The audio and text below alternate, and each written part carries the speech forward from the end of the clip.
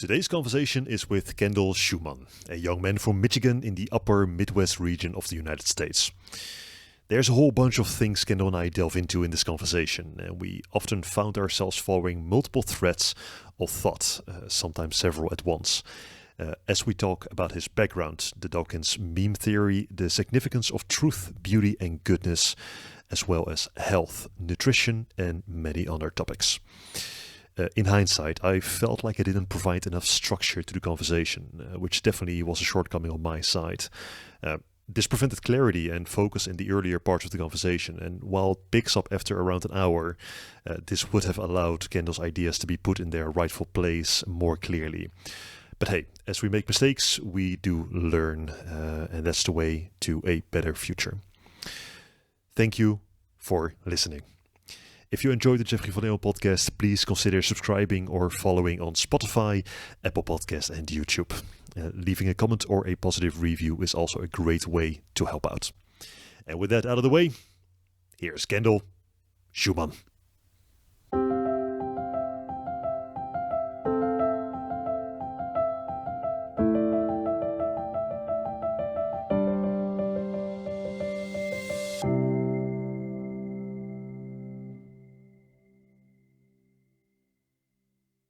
So far, you're probably the most excited person to come on. You gave me like 1,000 topics to look at, like from health to human optimization to the future of humanity, education, nomadic evolution, everything. Even AI came in there, so this might actually be the first 10-hour podcast, I think. Are you ready for that? Beautiful, man. Well, thanks for coming on. It's really good to finally talk to you. Yeah, likewise. So you and I, we spoke like a month ago. And that was primarily about when you were 5 years old, that your father was a trapper. Muskrat trapper, yep. And he took you along every now and then. Yeah, you got to see. Okay, so to start, I'll go right. That's a good starting point. Yeah, we'll start with trapping. If you imagine like a little boy pulling a sled along a snowy bank out in a piece of private property that he asked somebody to trap on, and there's the sun setting, the snow sparkling, the cold's on the air, the body's pulling a sled with traps in it, and we'll come back to that image. That's a good trailhead. So I wanted to cover memes and also the three transcendentals of philosophy, and then that should be a good thread that should run throughout the whole podcast just naturally, effortlessly. We'll see where it takes us. Yes, that's the intention at least. Okay, so what kind of research did you do on meme? Let's talk about memes a little bit later. I looked into what it is, but let's get there when we get there. I think from the beginning it will be really good to just start with who you are as a starting point. Yeah. Okay. All right. So to understand me, there's three like transcendentals in philosophy. Really simple, just three words. Like they're literally words, and you can remember them as words. So it's just truth, beauty, and good.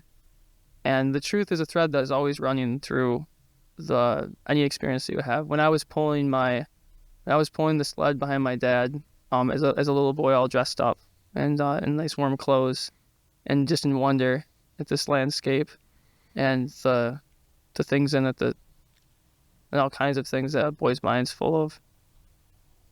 The truth was running through that. Now, whether that was beautiful or good, those things aren't always there, but the truth is always there.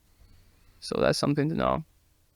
And anything like a meme. What do you mean by the truth is always there in the context of the trappings of your father? What does that mean? So that means that there was a truth to find always. In every hour of my life. And not every hour of your life as well. And anybody who's listening. And anybody who's not listening too.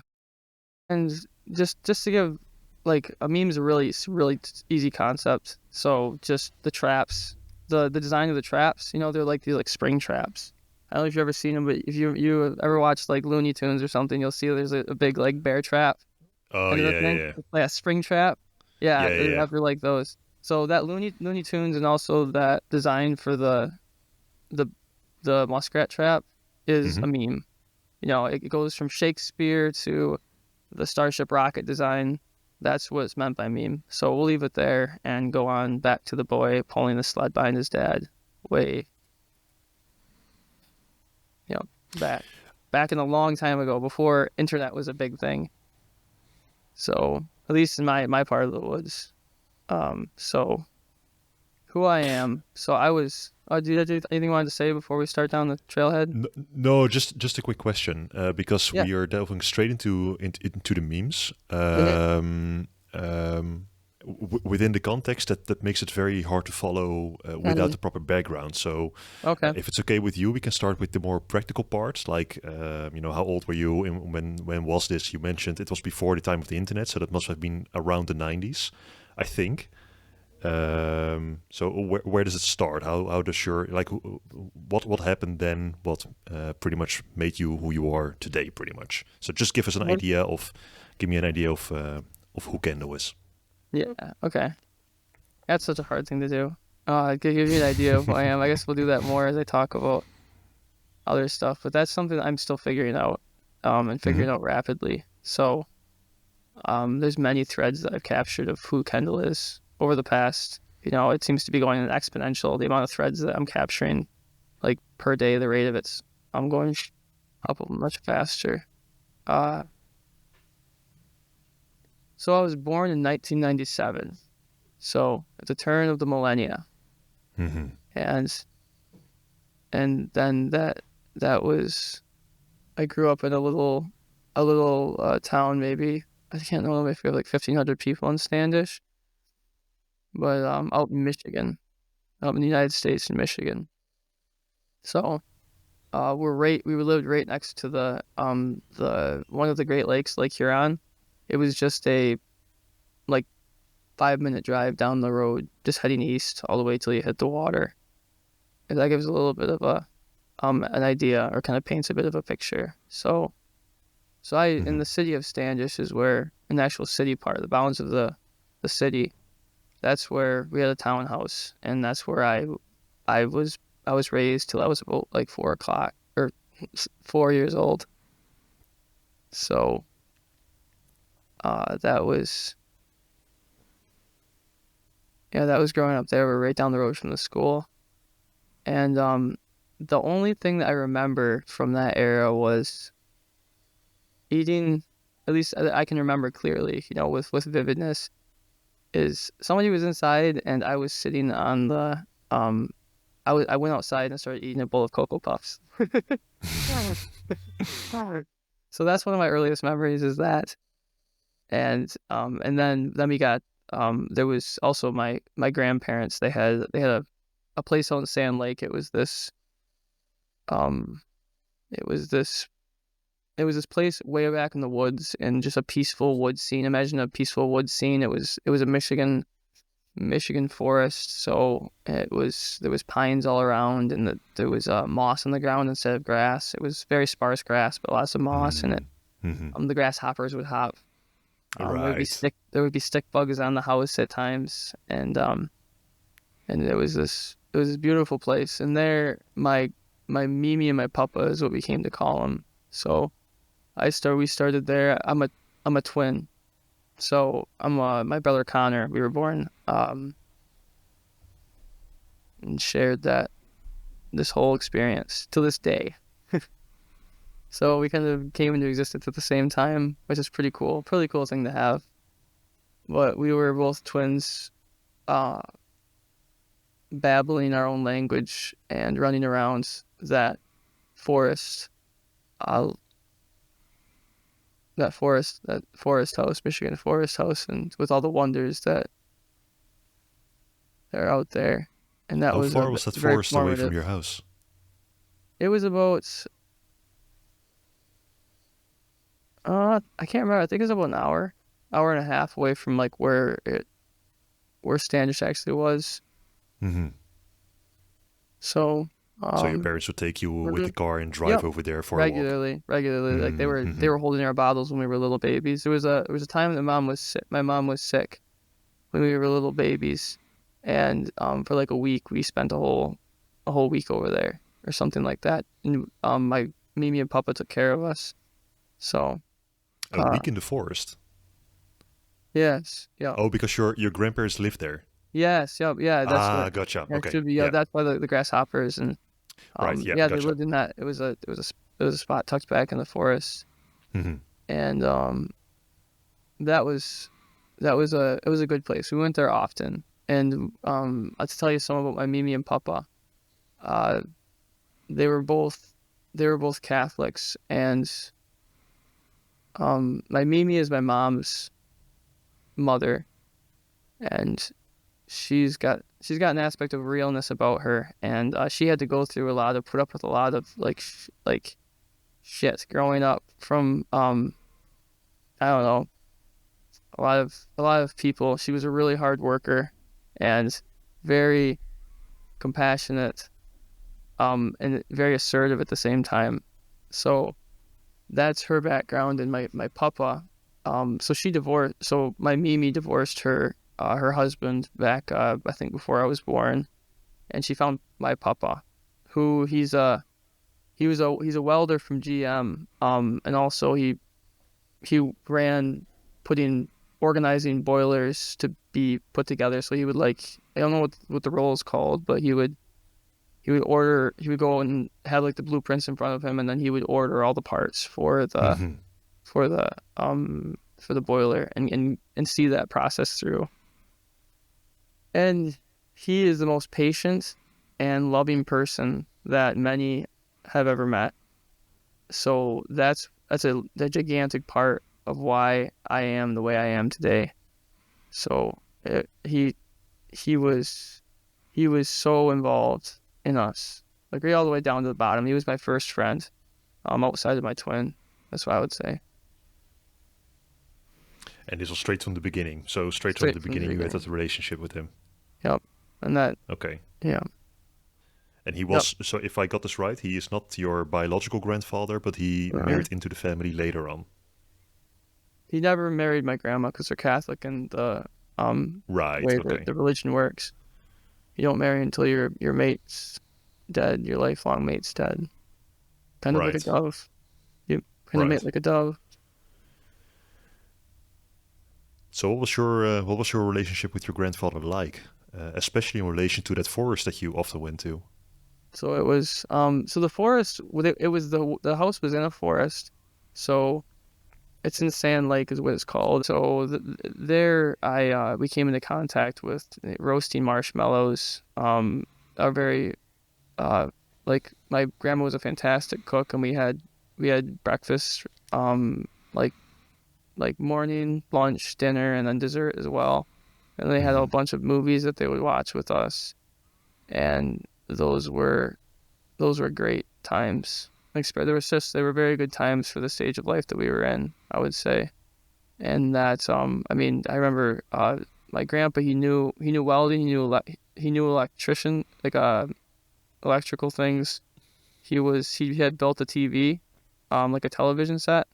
Hmm. He had books on electronics and waves and radios and things like that, and he was pretty knowledgeable. Not as knowledgeable as the electrical engineers that I worked with later on in my life, but for like 2001, 2002-ish, he was I don't know what the word is for it. Not your average person of those times. Maybe. Unless people were different and I just never, Hmm.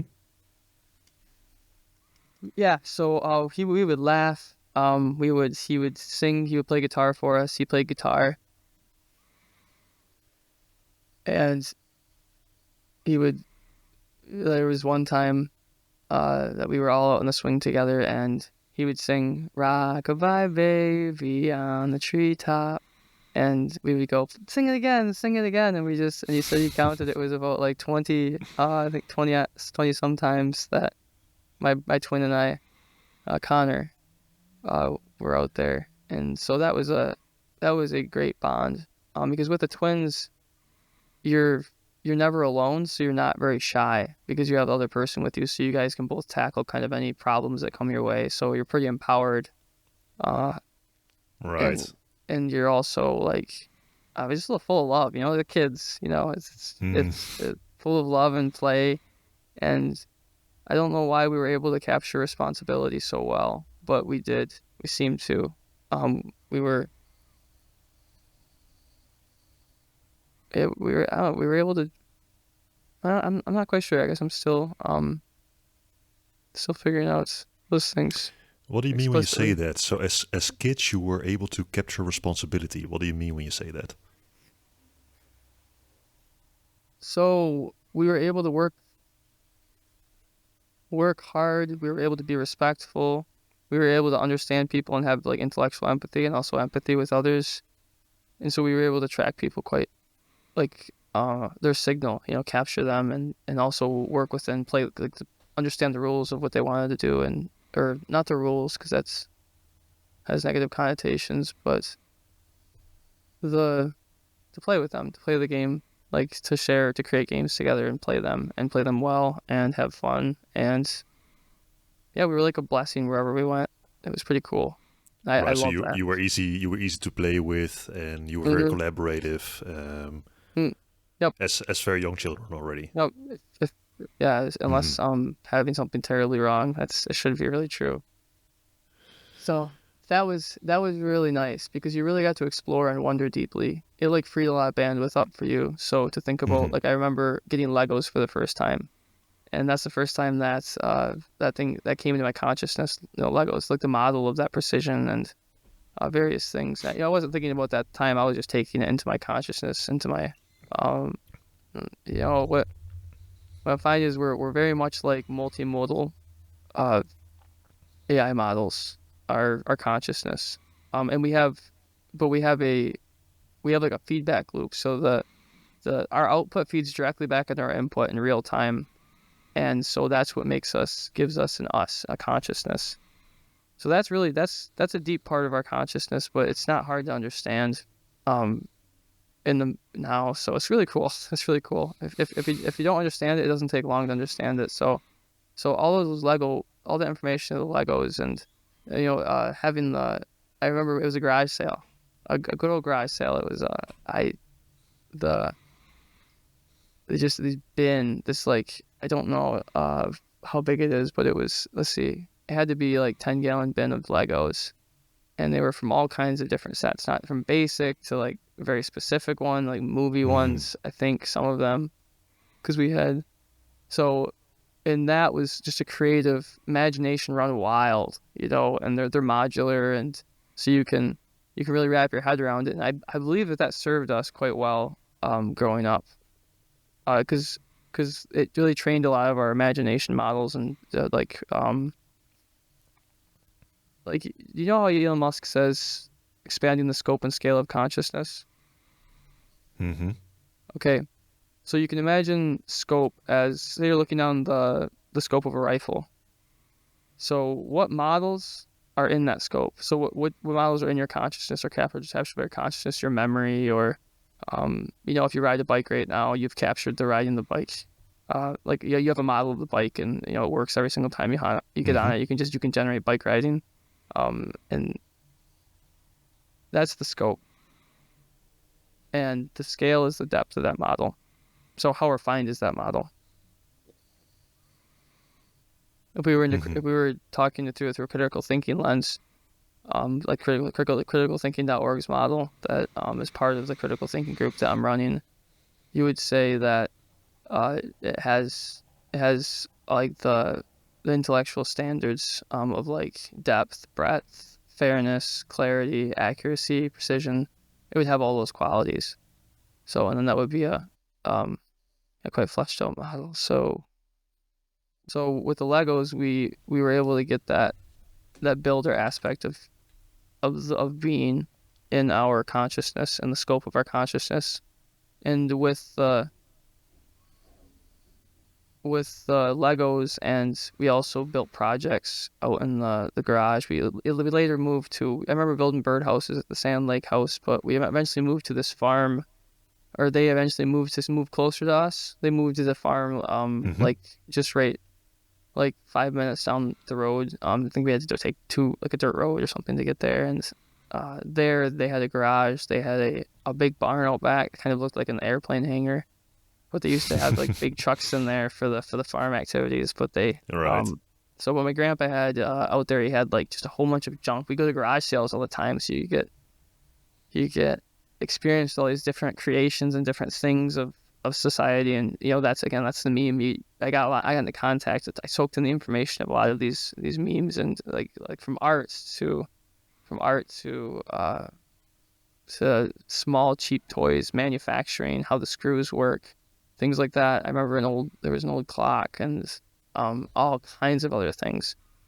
But we had the Legos, so we got that builder's part of being into our scope, and we also got to tear apart radios and tear apart dressers or washers. And there was times we went to junkyards with my grandpa and just looked at all the stuff, and he was retired, so he could with a good yeah yep Could so spend he a lot of was time with you and your brother. yeah yep yep and those are very good. Those are very good for us, and they were Well, it sounds like a very good lovely opportunity because he sounds like yeah like a very practical man as a welder. You said he had a lot of tools in the house, and obviously he had a lot of practical knowledge and practical skills to build all sorts of things. oh yeah yep and give us the parts, and we would just Yeah. he'd be patiently there, and we'd because he was always working and doing something, and then we could ask him questions and he knew the answer. yeah What kind of questions did you ask him? all kinds of stuff about voltage, about capacitors, resistors, about I remember Wait, wiring how up old were you first here? 8, 9, Oh, okay. So it's quite a bit maybe ahead. younger, probably Okay. younger. But we moved Okay. to when we first got to the I'll call it the farm, because it wasn't really a farm because there was no like animals. There was apples, there was pears, but there was no trucks out in the big barn. There was also like Right. this little I think it was a chicken coop or something like that. But it was like a really style. It was more like I don't know what to call it. I guess I can't really say I've seen a style like that, but it had a silo and it had a big barn out back, so we'll call it the farm for now. And it had this cedar tree that we would climb on to give a little nod to nature. It had like right at the very base of it, there was these big trunks that came off, and it was just perfect. You could just flop onto it and go to the next one and go to the next one, and then that was great for us. And that ties into the theme that we're going to be talking about, or like that's in the body of information that I hope to communicate to you, that resistance training and the strength that gave us. We were quite healthy, and also the nutrition that my grandpa Papa was diabetic, so he had to eat well. He couldn't eat whatever, so we also got to eat well over there always. And my grandma was great at making for what at the time what was thought to be healthy. So, and Right. it was Okay. yeah, it was quite well. Still a lot of processed stuff like tortilla shells and cereal and I think like cream of wheat and things like that. And so How easy is it in that general desserts. direction to get fresh produce? What's that? So I know that in the United States, and correct me if what I'm saying is wrong, but I know that in the United States that there are specific states where it's harder to get fresh produce, like fresh Michigan fruit, isn't fresh one of them. vegetables. Okay, so it's one of them. It's not one of them. It's not one of them. Okay.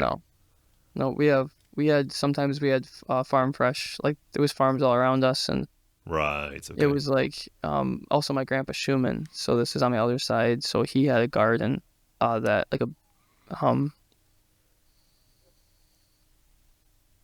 the size of a house garden, I'd say. If you look at the square footage of like a house, you can imagine that it would be at least that size or bigger.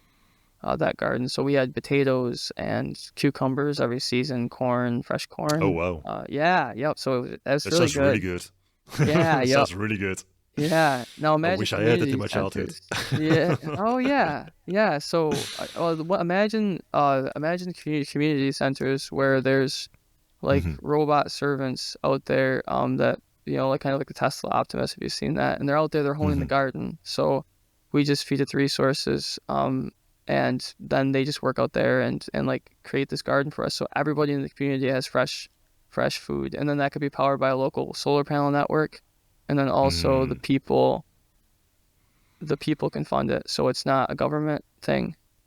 So anyway, to get back to nutrition, so we ate really healthy growing up over at the farm, and it was a wonderful time. So that was that we got exposed to tearing apart radios. I remember the first time that I wired up a light. It was because we had cords and stuff from there was a lot of, and and you take these two things, these two pieces of metal, and you stick them in the wall, and then you can get this like warm glowing light out of it. That's pretty cool. So to finally control that, to finally have, Hmm. I said there was an old lamp socket, so that was that I think had the cords cut or something like that.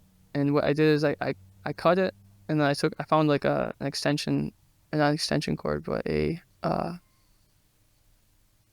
was a plug. It plugged with uh,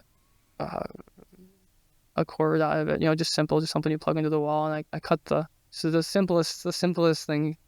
So I cut that, and I stripped the wires, and I stripped them together, and I put I think I put wire nuts on them, and then I wrapped it in electrical tape maybe, and I turned on that light for the first time, and Right. that was like, now I built something that does what I has only been built by other people, Hmm. and that was big. That was a big shift for me in some way. It was cool because it affirmed that I could actually build these things, and that was part of a large creative part of my my life. Well, I think it's also very. I think it's a very good thing to do with children anyway, and especially I gotta give credit to your grandfather for that, to take you along on these journeys to get all sorts of stuff, then to take stuff apart, push things back together, teaching you how things like electricity works, how machinery works. That's really those are really practical and very useful skills to have, especially if you learn them at a very young age. That's beautiful. Yeah, because it resolves a lot of ambiguity right out of the gate. You know how things work. So I think one of the large aspects, okay, I'm using too big of words. Uh, one of one of the useful things about getting that cleared up soon is it removes a lot of fear out of your life. So like a kid, okay, imagine there was a time that, for example, like like I thought that there was a monster under my bed. All right, and I would Hmm. actually jump into my bed so there wouldn't be a chance they could grab my legs. So Right. so every single time when I walked into my room, where all my attention went was that, and that was where all my background attention went, and making Hmm. sure that I didn't trip up. But there was no monster there. There was never a monster there. So that's why you Well, learn. did you look if there were monsters, or did you ask someone else to look for you? No, I just knew that if I followed the logic on the monsters on TV, then I could just not dangle my feet over Really? like the kids on TV and not get sucked under into a world of. You were rationalizing as a kid, like, it's probably just like TV, so the monsters are not real. You knew that as a kid? Well, like in my part of there was belief in ghosts and Hmm. demons and things like that. Like there was shows on TV. Because this was just when like satellite TV was coming out, and like network TV and things like that. I Yeah. think that maybe network TV, I don't know, at least satellite TV, because direct TV was still fairly new. And so there was shows on all kinds of things. I mean, the memes, the information that we came into contact with, like my generation, is insane. Like a Cambrian explosion of, if you're familiar with that, of information and information transfer. It was like nothing else. And then add the internet on top of that. And we grew up in a that was a new world. It really was. And it wasn't just like the old world. It was. I don't think any generation, um, since maybe the beginning of the 1800s could say, that their world was their world that they ended up in was the same world that they grew up in. Maybe at least the 1900, or at least the 1900s, the 20th century, because electricity came out. That was huge. And then Hmm. airplanes and machine guns and a telephone and Cars. global communication at very rapid rates.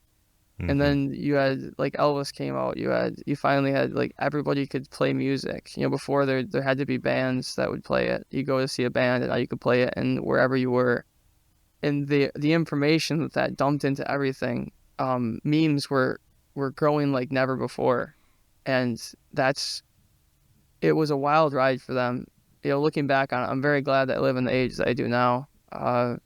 Yeah, because it must have been a wild ride, and there was so much uncertainty, and it was so.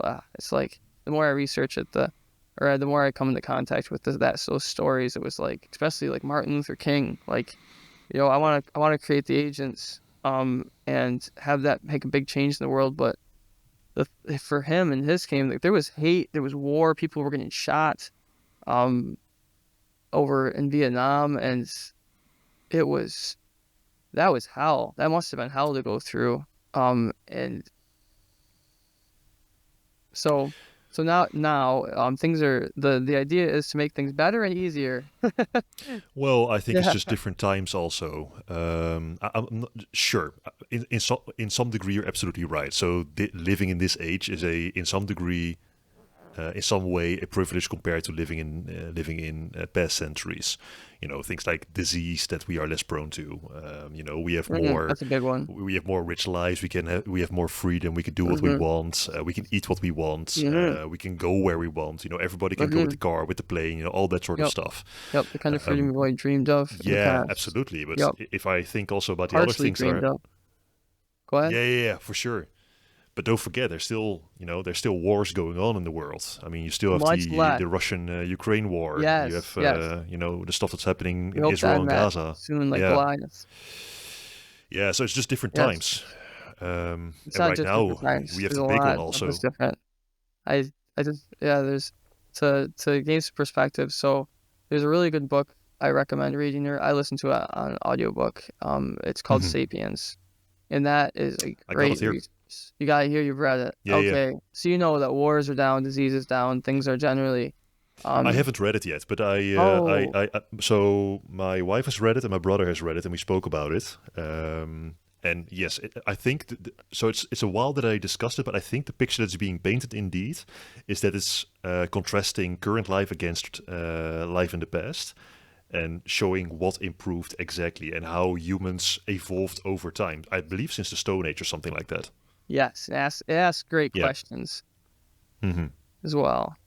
Like about especially during those times that they were going through, like the internet revolution. Like it didn't let up. Like the transistor came out, computers came out, and then like we turned the millennia around when I was born, and it didn't let up. It got Hmm. stronger. So you can imagine like knowing that and that story of the world then, uh, you can you can see the questions that they're asking about happiness um and like mental health and things like that in there, that they were very relevant in those times. And we're finally beginning to healthify the world, of well-being and flourishing. And it's also a large part because of like Peterson really accelerated that as well, especially with mental health. I mean, we really needed that. It came at a time that we really needed it. And with technology taking off, I think, you know how like back in like the 1800s, what seemed to be, from my calculus, to use a word that Brett Weinstein used in the Rescue of the Republic speech that he gave, the opening speech, it seemed like technology exploded then, and we the we also started questioning the like immune system that was religion and those axioms, as Peterson says, but the foundations of that system for the first time. So right when we needed a really organizing structure, it fell down. And then the hell of the beginning of the 20th century began. And if there was any time, because I think this is one thing that colors Peterson's, in my opinion, and Peterson's work, is he believes that's an eternal problem that happened there. Or maybe he doesn't. Maybe that's just my inference at some level. But there's some skepticism or cynicism of the goodness of the human spirit that seems to be running through his deep work, and there's that's no, like it's totally understandable, and with everything, especially he was like nuclear war and like total destruction. Maps of Meaning, he in the beginning of the Maps of Meaning, he talks about how the kinds of dreams that he was having, and so in the world that he lived in as well, and that really bothered him. He really was able to grasp that. I would say, I would infer that he opened his scope and the scale of consciousness so much that the the truth the information stream of that, the heaviness of the truth of all this, he was one of the only he was one of the few people that, if not the only, that had all the like was able to perceive information at that level. Um, so yeah, that naturally must have been a heavy thing to bear, but he bore it into where he is today, and now we're talking right now because of Peterson Academy, and his books sold millions and helped millions because of his work that he did across his life. And so it's not it's not like the beginning of the 20th century anymore. It's we have much more resources, and there seems to be it does not like seems to be there's I know that we're already making great increases in health and mental well-being, and even over the past like couple of years, even past a year, it's been wild. The kinds of therapies that are coming out and the evolution of of um spiritual therapy, let's say, or like soul therapy, like schema therapy and coherence therapy. They're powerful, and they've gotten in that. And with the neuroscience research, we were just able to start very recently in the grand scheme of things. I think over the past like 20, 30 years, we're able to look inside the brain function of things and really get a lot more information on that to supplement our model development, our meme development of our like seeing those streams of information and really getting more of the picture, like expanding the scope and scale of our collective consciousness.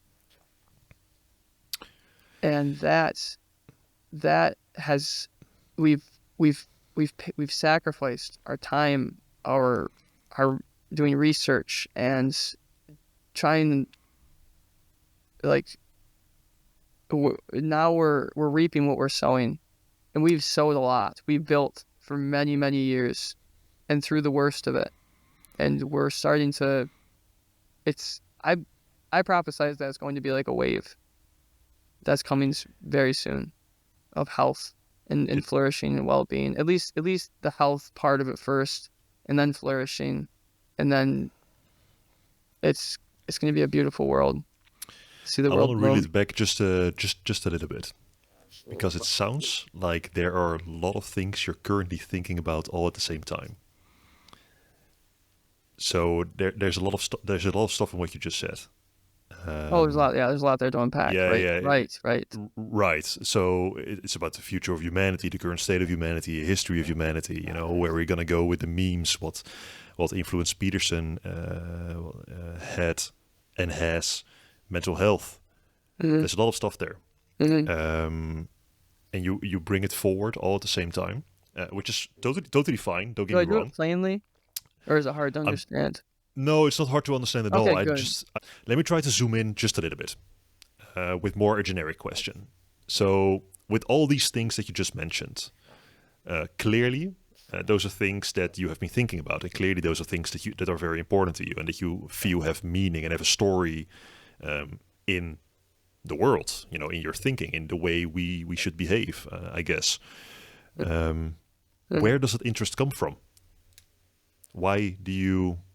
Yeah, care is a bad word. It's no, well, not a bad word, but care is maybe the wrong word here. But No, I think why do you there's a good feel for word. it? Why do you care about it? Where does it come from? So it comes from multiple places.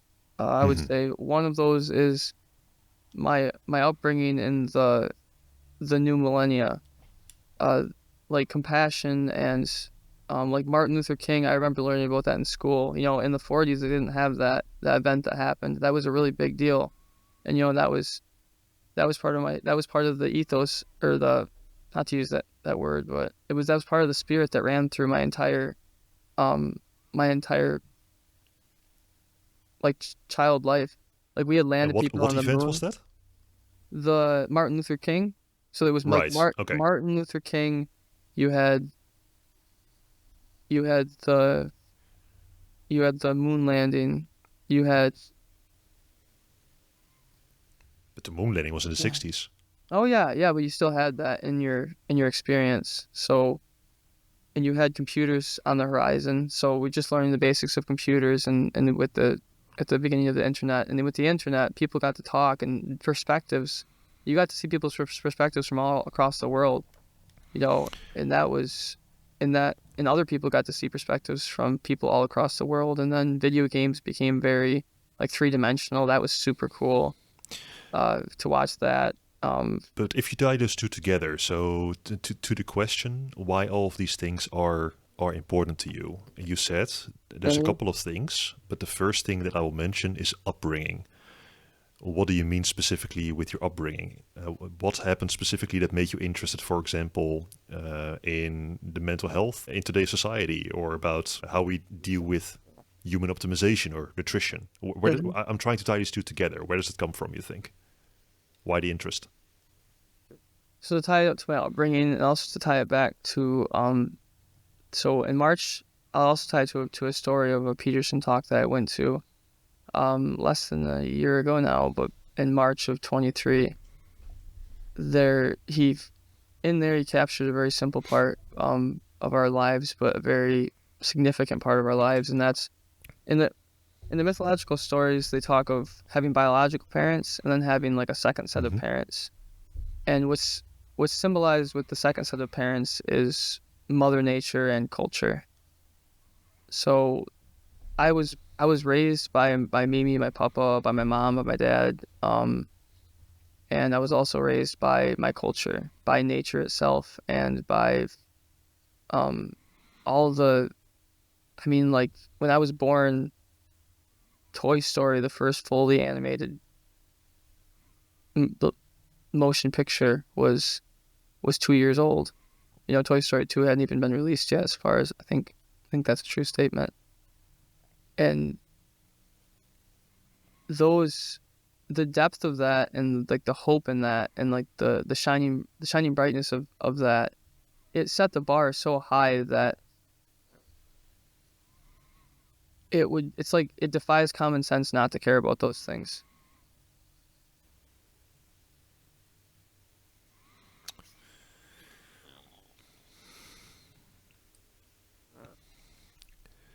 And I'm that might trying be a to very yeah.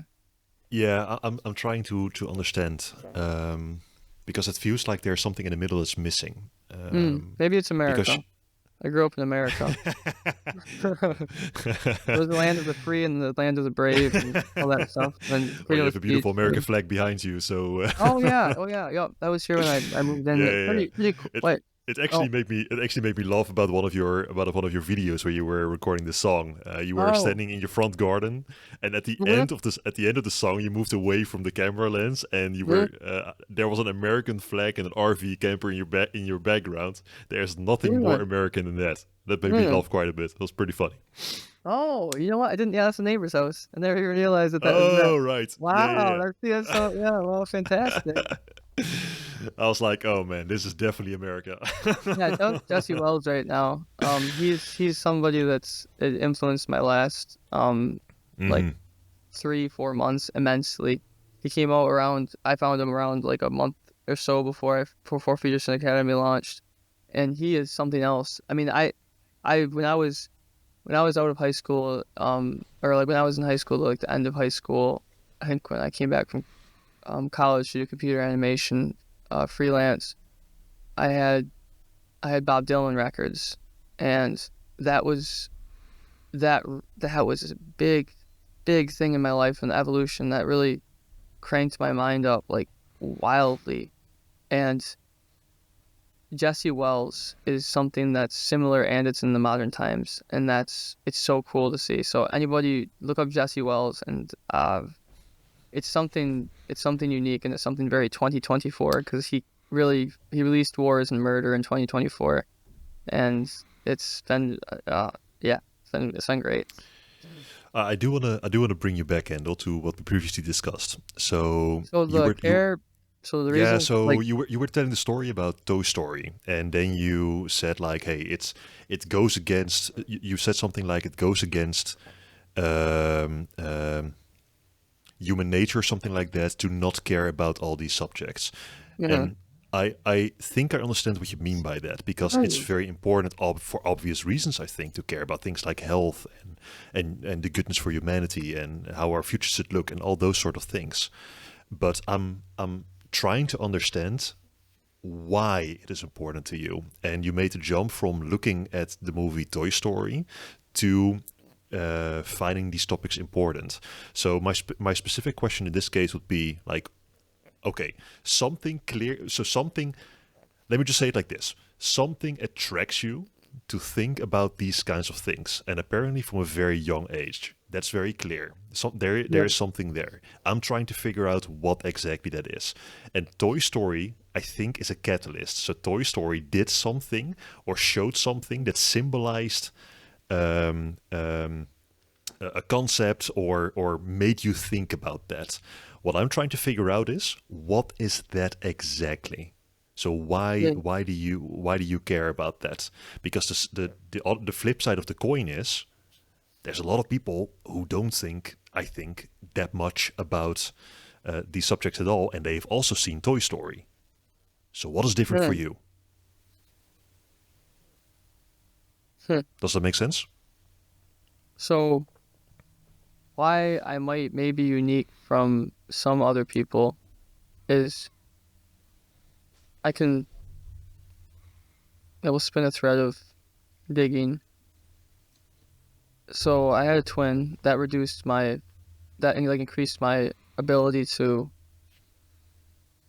like parallel process more. You know, there was another person that was like directly like at the deepest level on my at my level. So we were able to think through things deeply. To as we were talking about the scope of scale of consciousness, we were able to find things to get in our scope, and then we would rapidly increase our scale together. Do you And think that's different for twins in yeah, comparison to just regular brothers who aren't twins? yeah, and especially with our our such a loving upbringing that we had, Hmm. with all and also the builder. Like my dad was a carpenter. He built cabinets uh and all the things I talked to you about with my papa. Um, Yeah. so we were able to also capture those things, and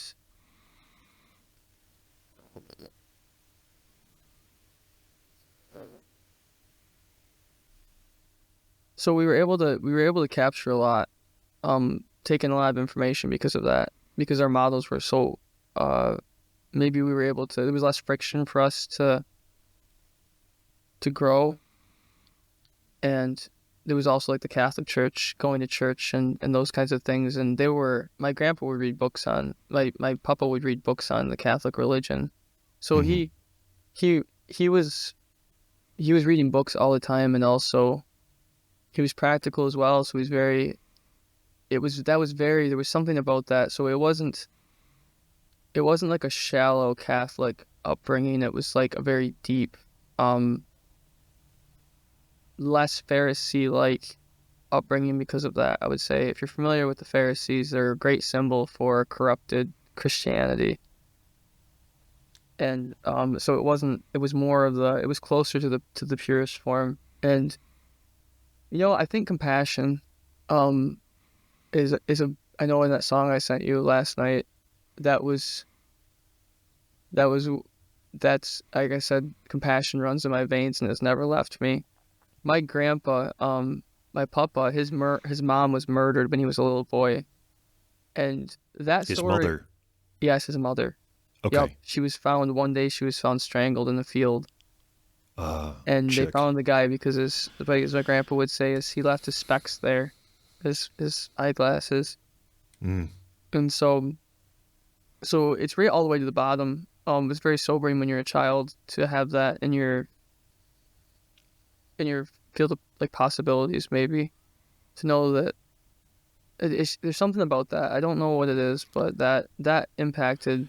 And then also with that, with growing up with my dad, I'll just send you hey, I'll send you his videos too if you're curious. So he's got like videos out like the rat race and um like 40 cents in a weasel, and those are like the biggest sellers of F&T Trappings videos. And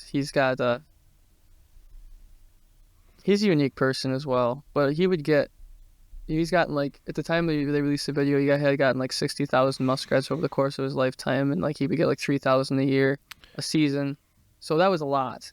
So it was like 100 a day kind of a thing, like a truck full Hmm. of muskrats, and seeing so much death, and also loving animals so much, and seeing it was it was sobering. It didn't really let you escape from the reality of things in a way. So Yeah. that compassion and I think there was something about the Catholic the threads that were running through that. There was some that were good. Like real like there was something about that. There was something that was and it's exciting to see what Peterson's book's going to say about it coming out here. I think it's really going to make waves in a very positive way. Because I think he'll finally like, get some things like that. He'll answer a lot of questions that people finally have. That's what like settle those, and then they'll be able to be less scared of things. Sorry, my phone's going off. And so that being steeped in that Catholic, like we were altar boys too at some point because my grandma and grandpa, and to be up there and to be like part of these rituals that have been around since like our calendar years are literally they start when the story of Jesus was supposed to start. So it's all throughout everything that you come into experience with, so that you can see that there's this really influential something going on here. And being there and serving the community and like shaking people's hands and like holding the candles and things like that, like Right. You're naturally a curious person. I think I already know yeah, the answer, but I would like to hear. Yeah. yes, yes, Yeah, yes, you are. yes, So yep, if you allow me, because what I'm curious about is why to reiterate the question, why do you care about all these topics, and why do you care about deep thinking anyway about all these topics? And you mentioned a couple of things, I think. So you are a very naturally curious person, and it sounds like you've been that since as long as you can remember. Your brother also also seems to be that, and the fact that you yep, were twins apparently created some sort of sparring partner in your brother yep, that you could delve through your challenges, whatever those challenges were, yep. together and discuss them. And they were all Which collective as well. yeah, yeah, exactly. So it provided you twice the brain power pretty much to Mm-hmm. walk through things. Mm-hmm. And it sounds to me like it's a stronger connection than Mm-hmm. brothers regularly have. So for example, I have a brother as well, and he's like a little bit less than 2 years younger than me. Yeah, Of course, we also had our times together, and we also discussed things together. But it's not, at least not in that time, not when we were like 5 or 8 years old, where it reached the level that you were describing.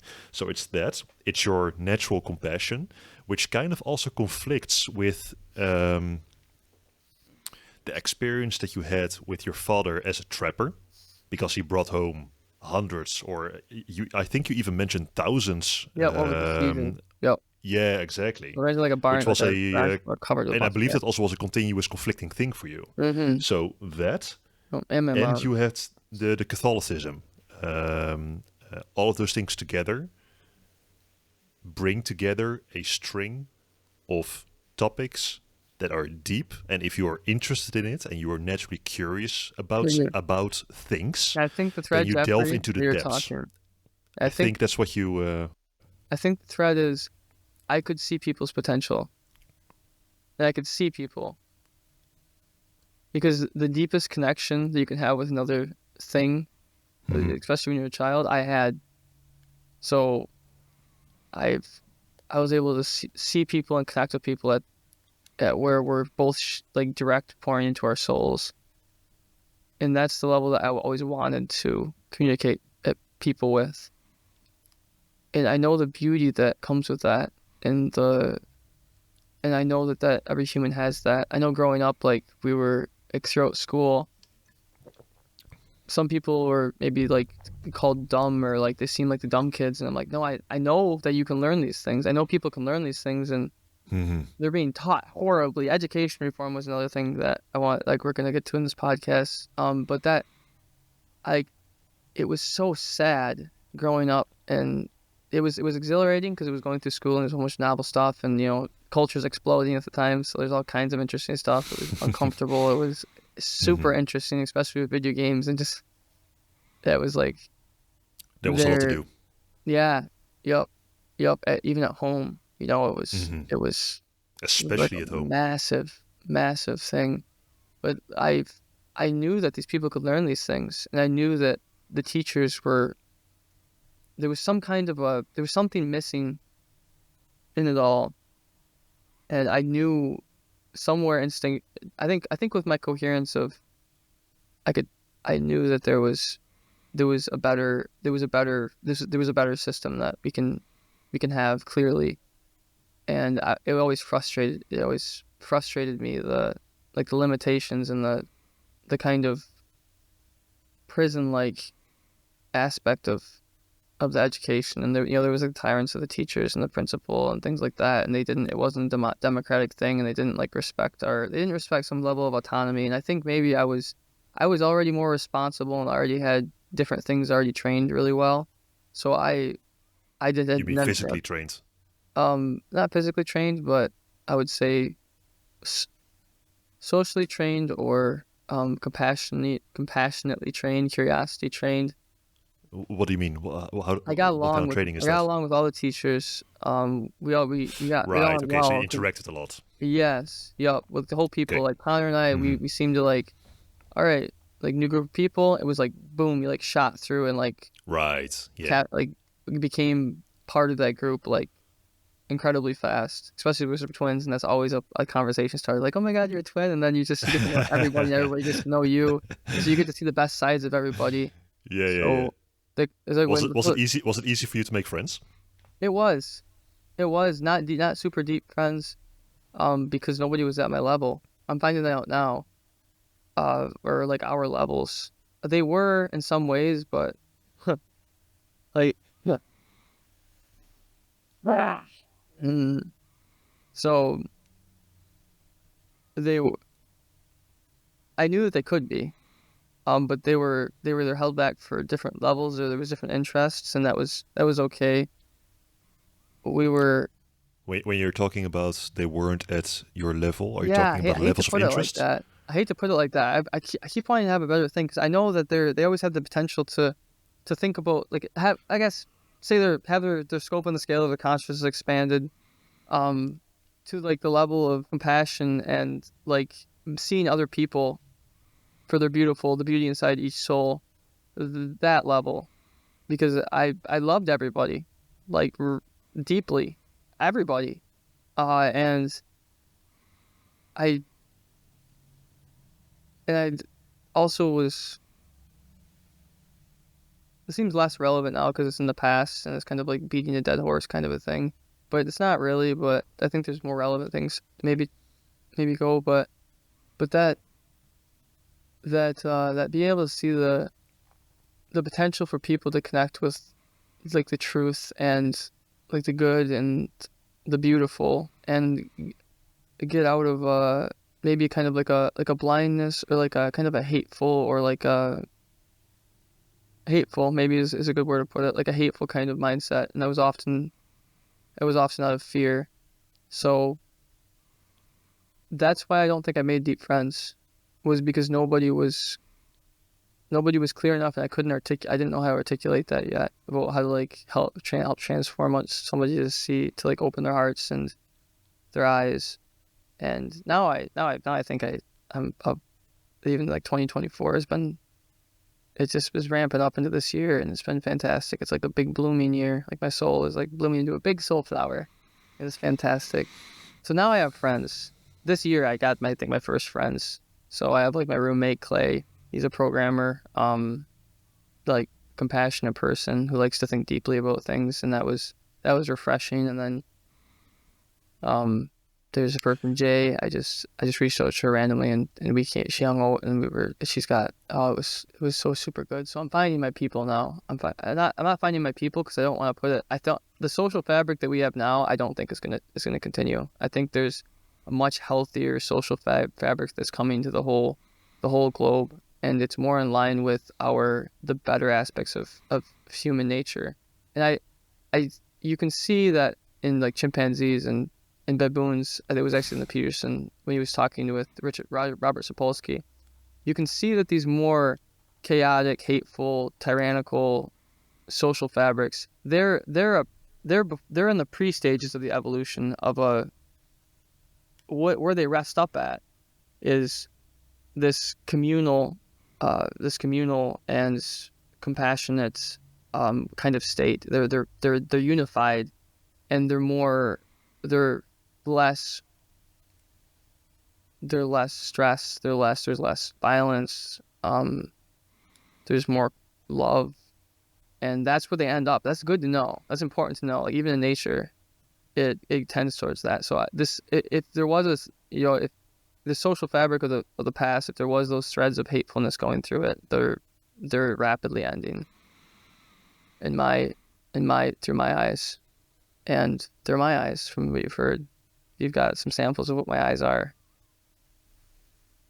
So to bring that back to why I care about these things, I could see people, and I could see people hurting, and there's a thing of wanting to help, wanting to help, and when you're hurting, you want to help yourself, but you also want to help other people, and as the song I kind of talked about in the song last night that I sent to you, I went through a point of my mom had to divorce and divorce my dad, and I helped her through that. And also my twin did. I realized this later on, but he was also right at the front lines, like really like carrying and pulling the weight where he could, and we came at it from our newer perspectives, and maybe it always seemed like there was something that was more developed about us than the adults, except for our physical bodies. We seemed like we could there was maybe things we didn't know, but our capacity to learn things was, no, there was some things that we had our eyes open to some things that the adults didn't. So it always seemed like there was something that we could see that the adults couldn't see. And I'm kind of realizing that now as we're talking. But that's why it's that human compassion, that humanity of having the power to do something, and then seeing something that you can do something about, and you just naturally do it. I think that's, if you research Dharma, it's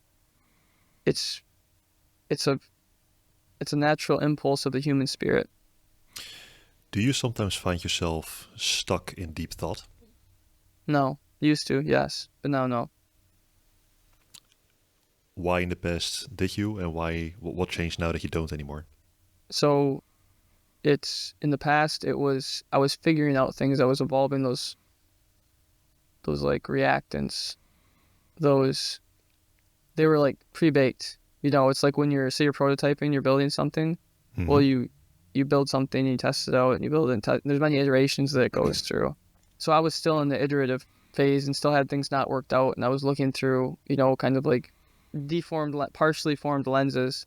But as time went on, it refined, and it started getting capturing that information stream, and then the lens went from cloudy to clear.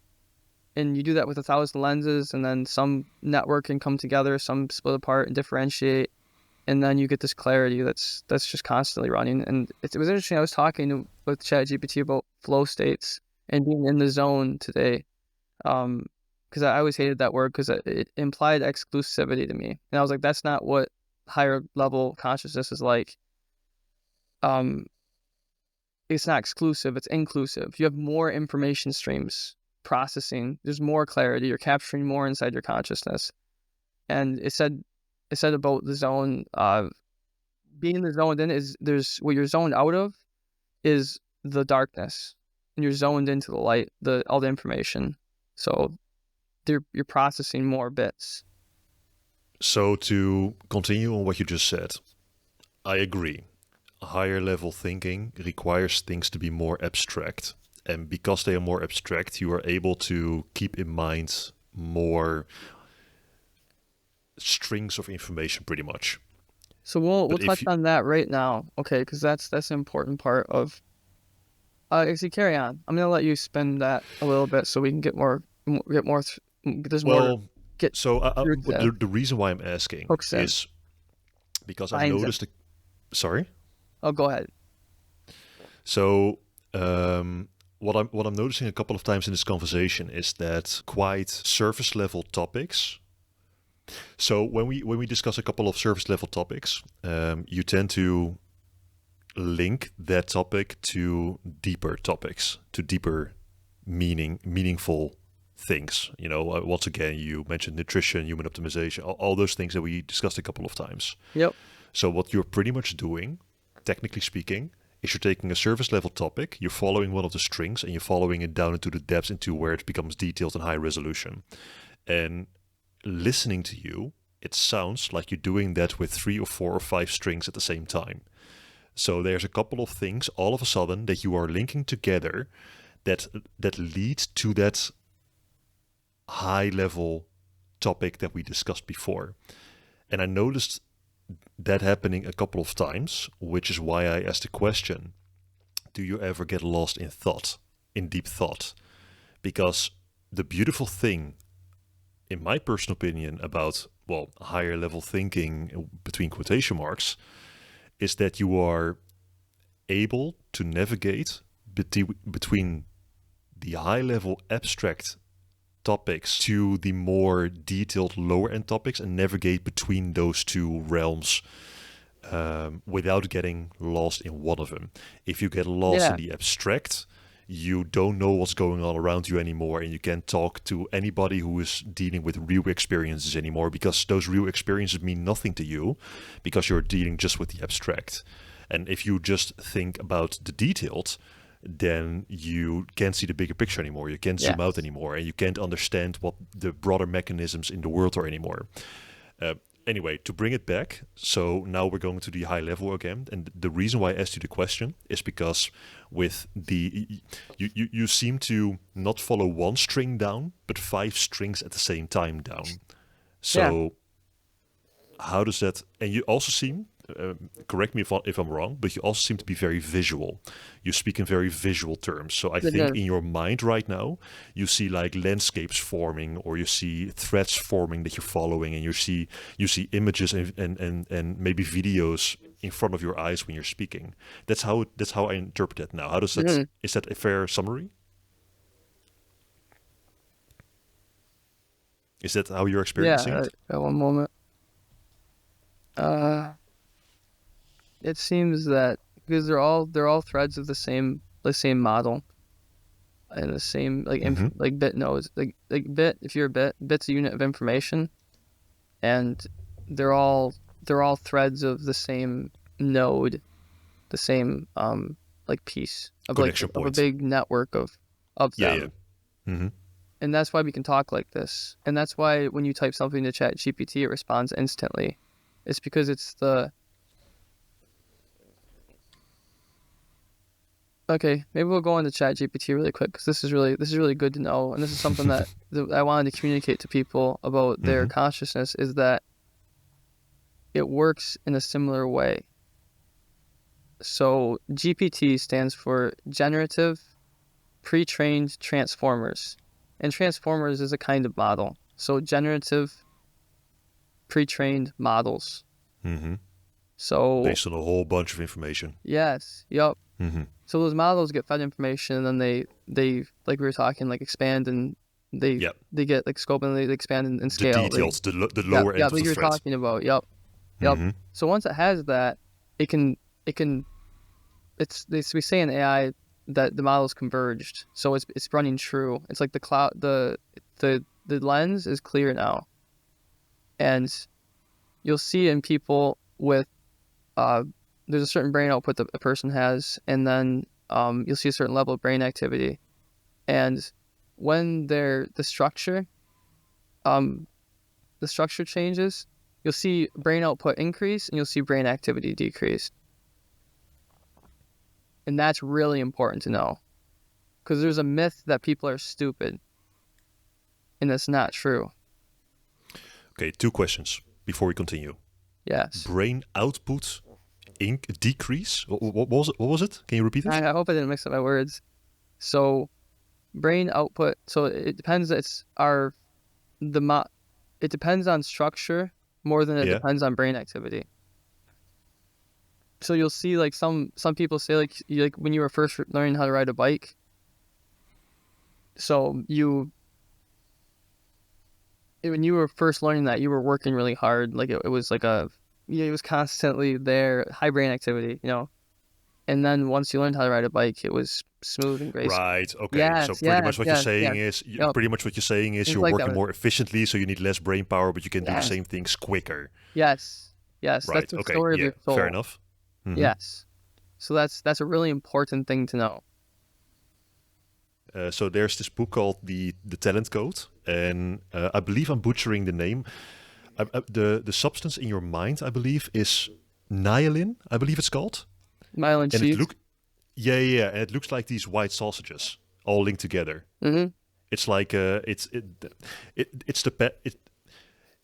a conductive layer around the connection between the neurons in your brain. Mm-hmm. And the more you fire those neurons, so the more you train a specific skill, for example, you're firing the same neurons then, the thicker that conductive layer becomes. Yep. And what that does is it increases not necessarily the bandwidth of it. So for as far as I understand, if I memorize correctly, so it's not like more information can flow over. The bandwidth itself doesn't increase, but the speed in which data transfers increases. So that implies a higher bandwidth.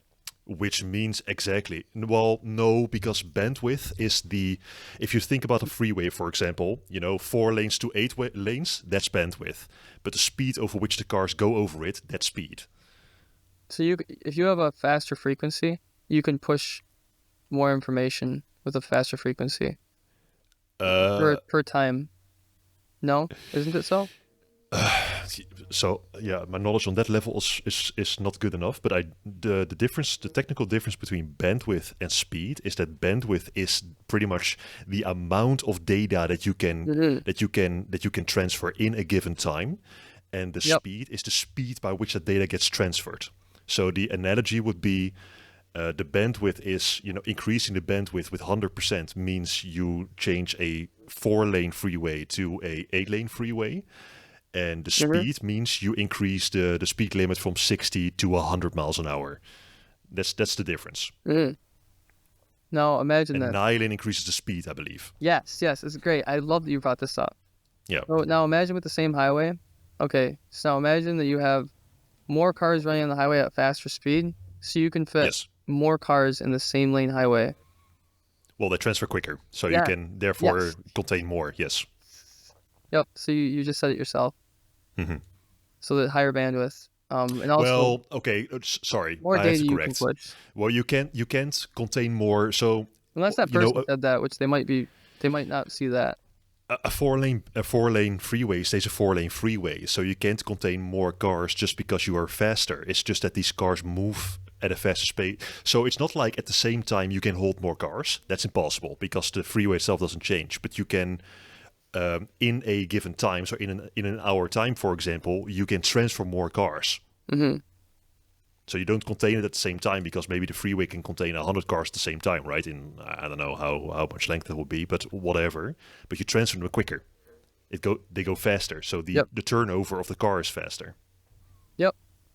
So you push more cars in the same amount, in like a narrower band. And that's what myelin does. So to bring it back to your point, now I understand what you mean, what you meant. So decreased brain activity means you are running more efficiently, and you can do the same thing better and quicker.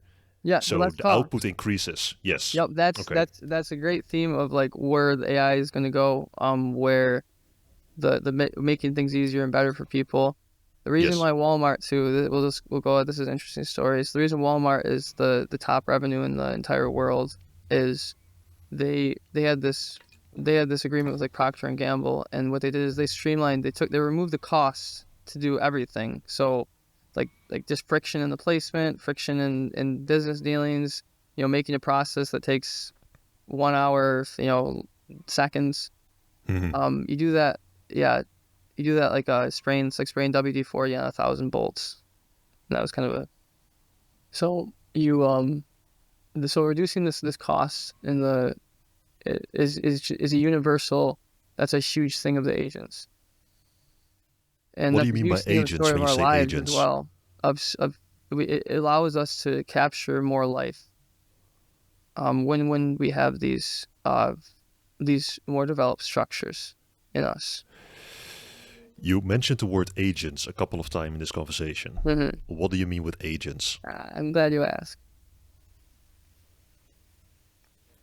So the agents, you remember Anonymous? What, the hacker group? Yes, the hacker group. Okay, so they were a decentralized collective.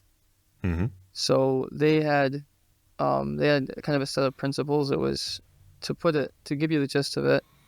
They had, and the listeners, the gist of it. They had, if people were being authoritarian or somebody was kind of getting away with something that was deemed as kind of maybe morally bad, they would go and add a whole bunch of friction to their organization. They would I know they did it with Scientology. They printed out a bunch of they hacked a bunch of their systems. They had they had their printers print black pages. So there was a bunch of ink on them, to just waste as much as they could. So they were working, and there was no leader of that. It was an idea that was out there, and because of the internet, everybody could see it, and people could align with that spirit and go and do action. Right. So with the agents, the vision that I have for the agents is, so we have these understandings that I'm talking about in these podcasts, and the AI tools that we have now, and also what's coming, to develop our scope and scale of our consciousness to a deep level, so we can reduce friction in the social fabric, all of humanity's systems, and live in a much easier and better world, in a much more creative and a much more a flourishing, abundant world. So, to bring it to a definition, when you say agent, you say the mechanism by which humanity can improve. Is that a correct summary? It's almost like that. It's almost exists without a definition. So I want to create I'm creating that idea of the agent. So Anonymous has a website where they kind of tell their principles a little bit. I'm gonna do a similar thing, but it's grassroots. Martin Luther King's was a grassroots, and what it means to be grassroots in 2024 is quite powerful. And what it's going to mean in 2025 with what's coming, with AI, it's our ability to orchestrate, organize together to do the good is about to become much, much easier. So that's the potential. It's exciting. It's really exciting. Okay. You brought forward the example of Anonymous. I'm really curious why. Because I think they're the only decentralized collective is what they put it, but the only idea that I've seen where it's there's no leader, but we have this idea, and because you have the power, the power of computers and these tools that you have, you can go out and do something. You can go out and do something about these things. Like the And low orbit ion cannon that they had. what's that? That was so. I remember this from back in the time when they were attacking North Korea at one point. They were attacking Los Zetas, which is a gang in Mexico, at one point. And they did a whole bunch of different things. But anyway, to bring it back, I know that their main strategy of attack was performing a DDoS attack. And for everybody who doesn't know, a DDoS attack it stands for denial of service, or in this case, distributed denial of service. And it basically means with a whole bunch of computers, flood a server on which something runs. So if you want to take down a website, what you can do is gather pretty much 10,000 or 100,000 or a million computers, or how many you have access to. They might be hacked computers, or it might be from people that work together with you. Doesn't matter. But what you do is you take all those computers and you go to the website or the server at the same time. It's like if you don't like a shop in your neighborhood, for example, pretty much rile 10,000 people up and enter that shop. And that's pretty much literally what you're doing. So you're making daily operations impossible. And anyway, the reason why I'm bringing it up is because I know that Anonymous, back in the day, they focused primarily on DDoS attacks, and they used a piece of software called the Low Orbit Ion Cannon. No. Which is like, I don't know, it's like a piece of software that you can use to launch those attacks at targeted places. So this will flow into so when I went into there's a thing called an AI agent. I learned about this when I went to the Michigan Developers Conference in October, which blew my mind and opened my heart like crazy. So there's an AI agent, and what that is it has a model, has models, and it has tools. So like, for example, for the Anonymous agents, they have the tools of Ion Cannon. So this agent by agents you mean the people that partake. A model and a reasoning loop and the tools. And what was that thing that you said? So in this case, you're saying agents, but do you mean the client, the piece of software that you use? No, what do you mean when you say agent? Agents. So an AI agent is going to have they're already out there, but they're about to really like make waves coming up here. So there's a reasoning loop, there's a model, and there's a tool. So you can do something like feed the context of a whole company into the model of the agent, and then it'll have a reasoning loop. So it'll be able to be coherent through all that, and then it might have tools to talk to you, and it might have tools to tweak different machine levels in a certain organization. And so it's like this God kind of a thing. Okay, so when you're talking about an agent, what you mean in this specific context is like a framework of which the reasoning loop, and probably also the database that contains all the information, and probably also the front end. The models, I'd say, because there are more models. So the model that people actually interact with, those three things, they are part of the same framework, and that framework you're referring to as an agent. Is that a correct summary? Yep. And it captures the essence of, like Peterson we say that we see the world through a story, and that's based on. It seems like an efficient organizing structure for information, as far as I can see. And it's not just that, but to have a simple way to see your creative potential of you, that's the framework of the agent. And it's very useful because you have a reasoning loop. Everybody who's listening has a reasoning loop. They have models of the world, but we're talking about the scope and scale of consciousness. Okay, and they have tools. So now the tools aspect is where it's getting really even more interesting, because now, like, I'm talking to you right now through a tool. We're communicating. Yes. You're over in Europe, in the Netherlands, right? Yes. And I'm in Michigan in America, and we're talking right now. I'm holding a mic. Yeah, so these are the tools that us agents are using right now. So it's coherent, and it captures it simply. So if it's an easy thing to spread, and it's just fantastic. So I love it. What's the origin in this specific context? What is the origin of the word agent? Who came up with that? In what context? I don't know. I don't know if it's relevant because it just points towards a pattern. But the reason why I'm asking, the reason why I'm asking is because I'm very curious about. So it's clearly not a technical. For as far as I know. Okay, so we are discussing AI. And AI has a couple of different things. For example, ChatGPT has a couple of different things that make it work. It has a reasoning loop. It has a database containing all the information, and it has a front-end client that people interact with. Yeah. And if you combine those two and you say, okay, what does those things contain? my answer would be, well, something like a framework. And you're using the word agent. And the reason why I'm interested in the origin of the word agent is because I don't think that's a technical term from, for example, a programmer's or from a programmer's perspective. So is that a philosophical term? Is it a religious term? What is agent? What is agent? I love that.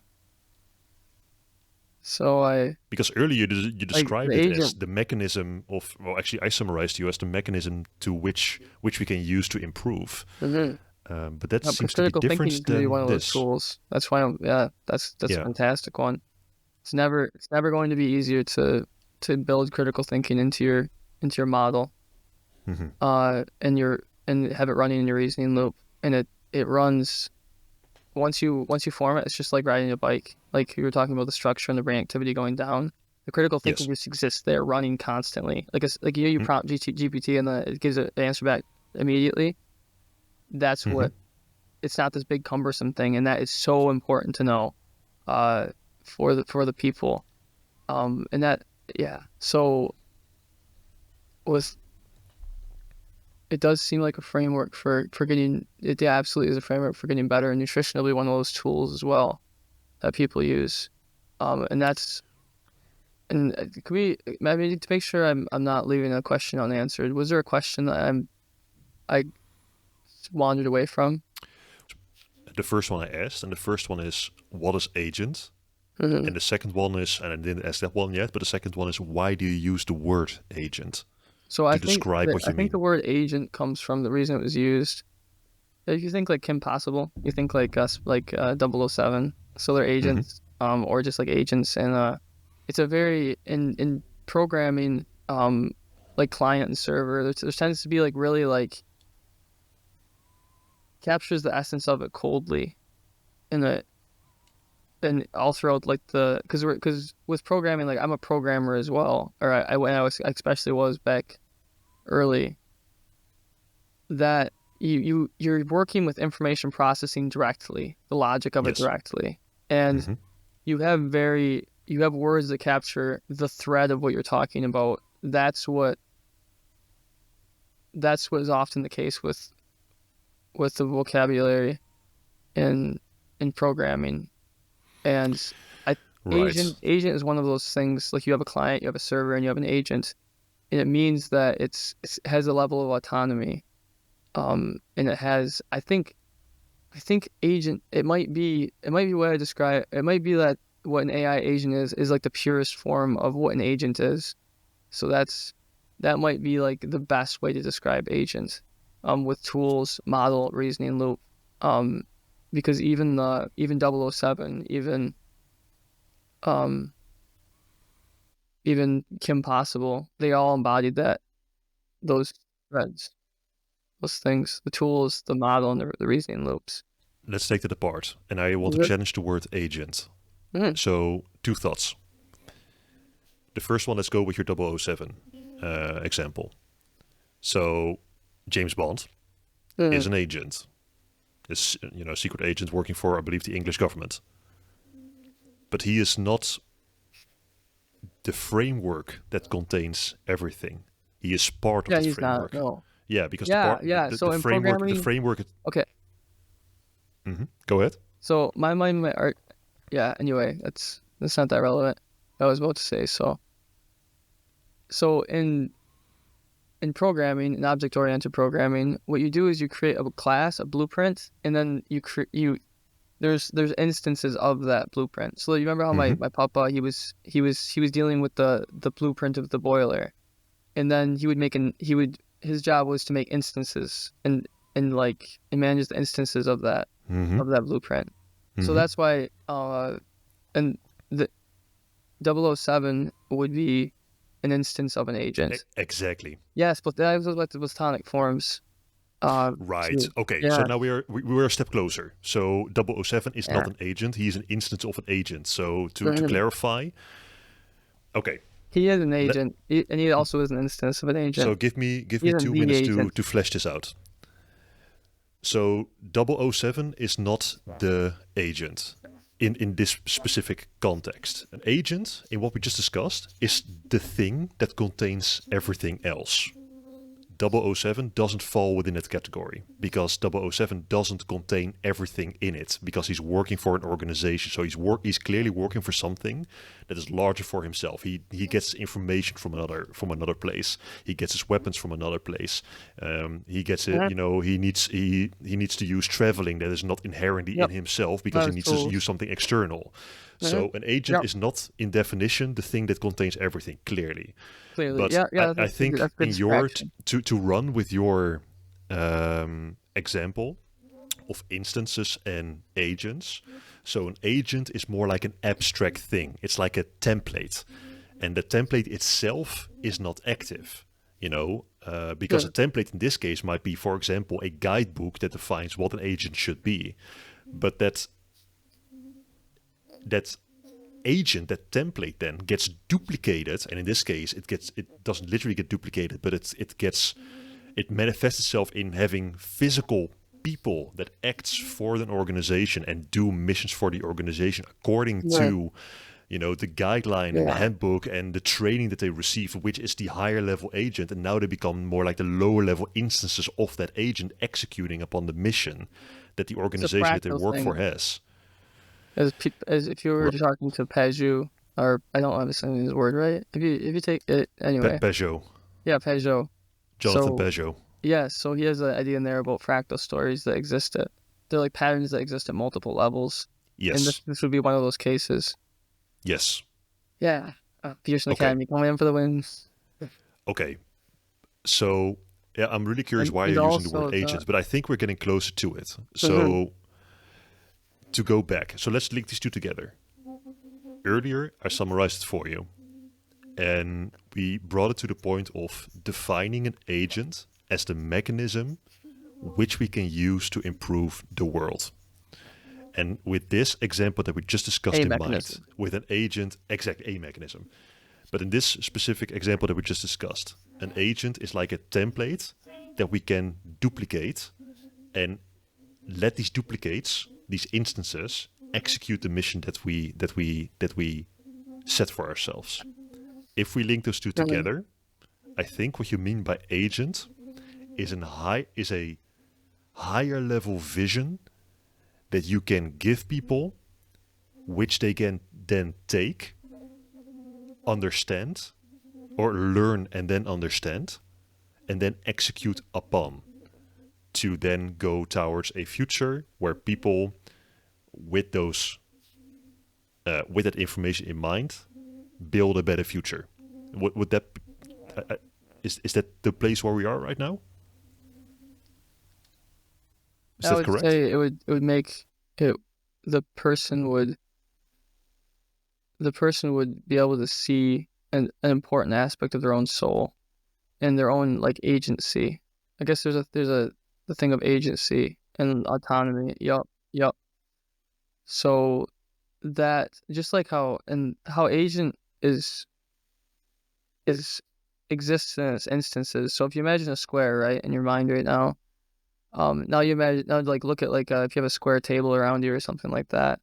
So that table is an instance. Like that table part is an instance of the square. So that's there's a uniting of those two levels that is true. Yes, that is correct. Yes. What is, in your opinion, what is the difference between agent, how we've just defined it, and vision? What's the difference? Vision. Could you put the question in a different way? So we've defined agent as the thing that people can use in order to improve their lives. How is that different than vision?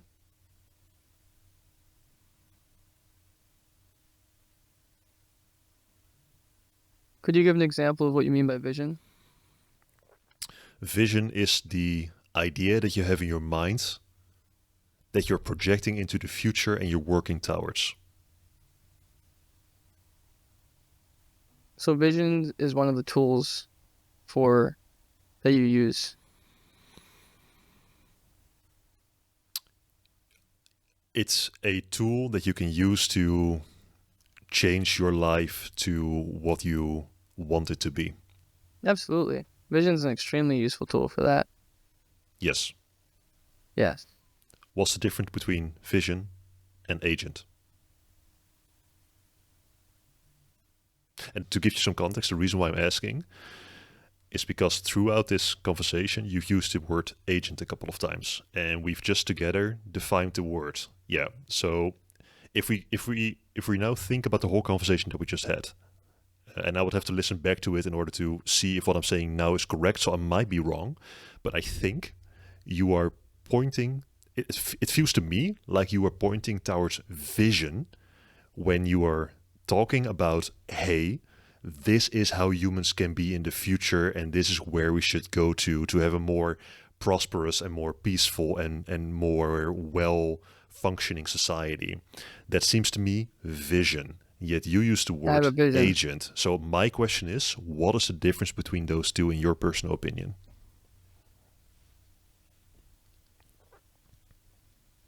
They're both.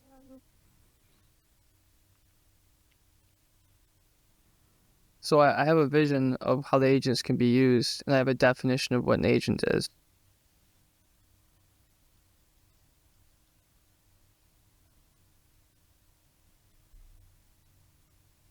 So how it's different from vision is it's not just a dream. It's something that is immediately relevant to anybody who listens to it. Right. So vision per definition is something in the future. An agent is Yeah. something that you can use right now. I'd say also it's a information thing because you can see into the past, into your past, and you can see into the future, and you can see into your present as well With vision. with vision. Mm-hmm. The vision I have for the agents is in the future. This has never been possible before. It's a vision. The vision I have has never been possible before. Now it is becoming more and more. Yeah. Okay. I have. Let's do a fun little question, and it's Yeah. well, I'm saying little, and it's actually a lie because it's. I think this will be a hard one, but let's end with that question. Not necessarily the conversation, but then let's zoom out again to the higher level threads and go towards a more high level topic, and then go from there. Because else I think we will get lost. So give me a minute to try to formulate this question. Roger that. We have just discussed agents, and agents are the things that we can use right now to improve our lives. And that might be, for example, a book or a piece of knowledge. So I can, for example, give you a piece of information right now, and that serves as an agent for you to improve your life, or you could do the same for me. Something like that. That's an agent. You have vision. A vision is the thing that you see, that you project into the future, and that you can then work towards, either for yourself, for your loved ones, for your environment, or a combination of those. Let's keep those things for now in mind, and let's take one more into the conversation that you also brought in at the beginning of the podcast, and that is the word meme. The Dawkins meme that he coined, I believe, in his book The Selfish Gene in 1974, if I'm not mistaken. 76, Because I think, but it could be 76. Yeah, somewhere in the 70s. 4. The reason why I bring meme forward right now, and I'm just thinking out loud, just like you, so maybe I'm saying something very stupid. But for as far as I understand a meme is a pattern of behavior that persists, that is being transferred from person to person. Either, and it can happen in multiple ways. It can happen from parent to child during raising, but it can also happen that your society in which you live, for example, you live in the United States, so that might be that you have certain norms within the United States that everybody in the United States follows. Then it becomes a societal thing. You know, it's being Back to societal. memes too. Exactly. It's being transferred on a societal level. So I believe that's a meme. Do these three belong together in the sense of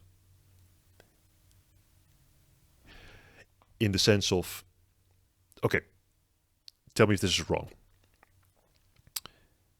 We can use an agent right now to improve our lives right now, to learn new things, and we can use an agent to make the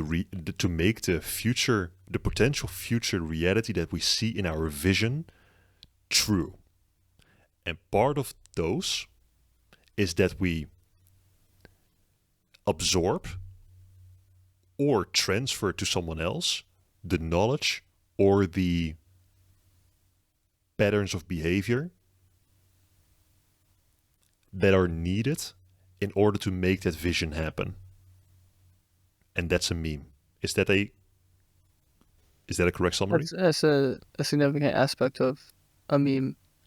Yep. So the pattern of behavior is a meme, and the model that you could say even the seed of that model in another person, is also a meme. So, like when you were saying pattern of behavior, that would be like a procedural process. Mm-hmm. And if like say you're teaching somebody to do dishes and you work at like a pizza joint, then when they first start, you kind of show them, okay, this is how the buttons to press on the giant machine, and then okay, this is our process that we do. We put the dishes over here, and if you need soap, it's here, and things like that. Yes. You give this procedural model to the person, and then they go and they act, and they start behaving. Then you'll see it that they start to become proficient and smooth and graceful. Like a nicely friction lubricated machine. Check. So the meme is like the thing that contains the information on how all of that works, which is being transferred from one person to another. It's like a bubble of information. Yeah, like a network of a constellation of information. It's like the USB stick that that Neo gets into his brain in the Matrix, through which he learns karate or kung fu. Yep. So he's directly downloading a meme into his brain. Yeah. Yep. Versus learning it over a longer time period. So with the So with there's one thing you ever heard of mental models? Mental mottos? Mental models? Mental models. I don't think so. Okay, all right. So we won't go there, but it's these information, these models. Mm-hmm. And I learned this from the book, the emotional or Unlocking the Emotional Brain. Great book on coherence therapy, and also from Peterson and his personality lectures on YouTube. And in there he talks Piaget and like schemas and development of the lenses that we see the world through. And what these models don't just exist in our like sensitive imagination. They exist in our direct experience too. Like what the arena how of we our experience world the world. Yes. They do. Mm-hmm. Yes. So if you play a chord on the guitar, you can see that chord, that meme, is right in your procedural memory, right in your bones. Mm-hmm. Yes. In the riding a bike, it's just right in your. Yeah. So that's important to know because it's great. It's why one person would think rap music is noise, and why the other person absolutely loves it. I'd say relevance maybe might come more into play with that one. Some music, some lyrics, some beats, some energies might be relevant to one person, but not be relevant to another. Yeah, but more in the context of, so let's take a very extreme example. Let's say, for example, death metal, right? One person might absolutely love it, go absolutely crazy over it, gets completely absorbed, goes to concert, it's the biggest joy of his or her life. While the other person listens to it and thinks like, okay, but this is just random noise. This doesn't make any sense. How can a person love this? they are both hearing the exact same thing. So they are both hearing, to use your words, that's that chord of the guitar. But they experience it completely differently because they are looking at it, or in this case, listening to it from their own experience and their own lens. Or would you say that's more like just inherent interest? I would say it would be more like inherent interest, because the model. No, but you're touching there's implicit in there is an important aspect of it, that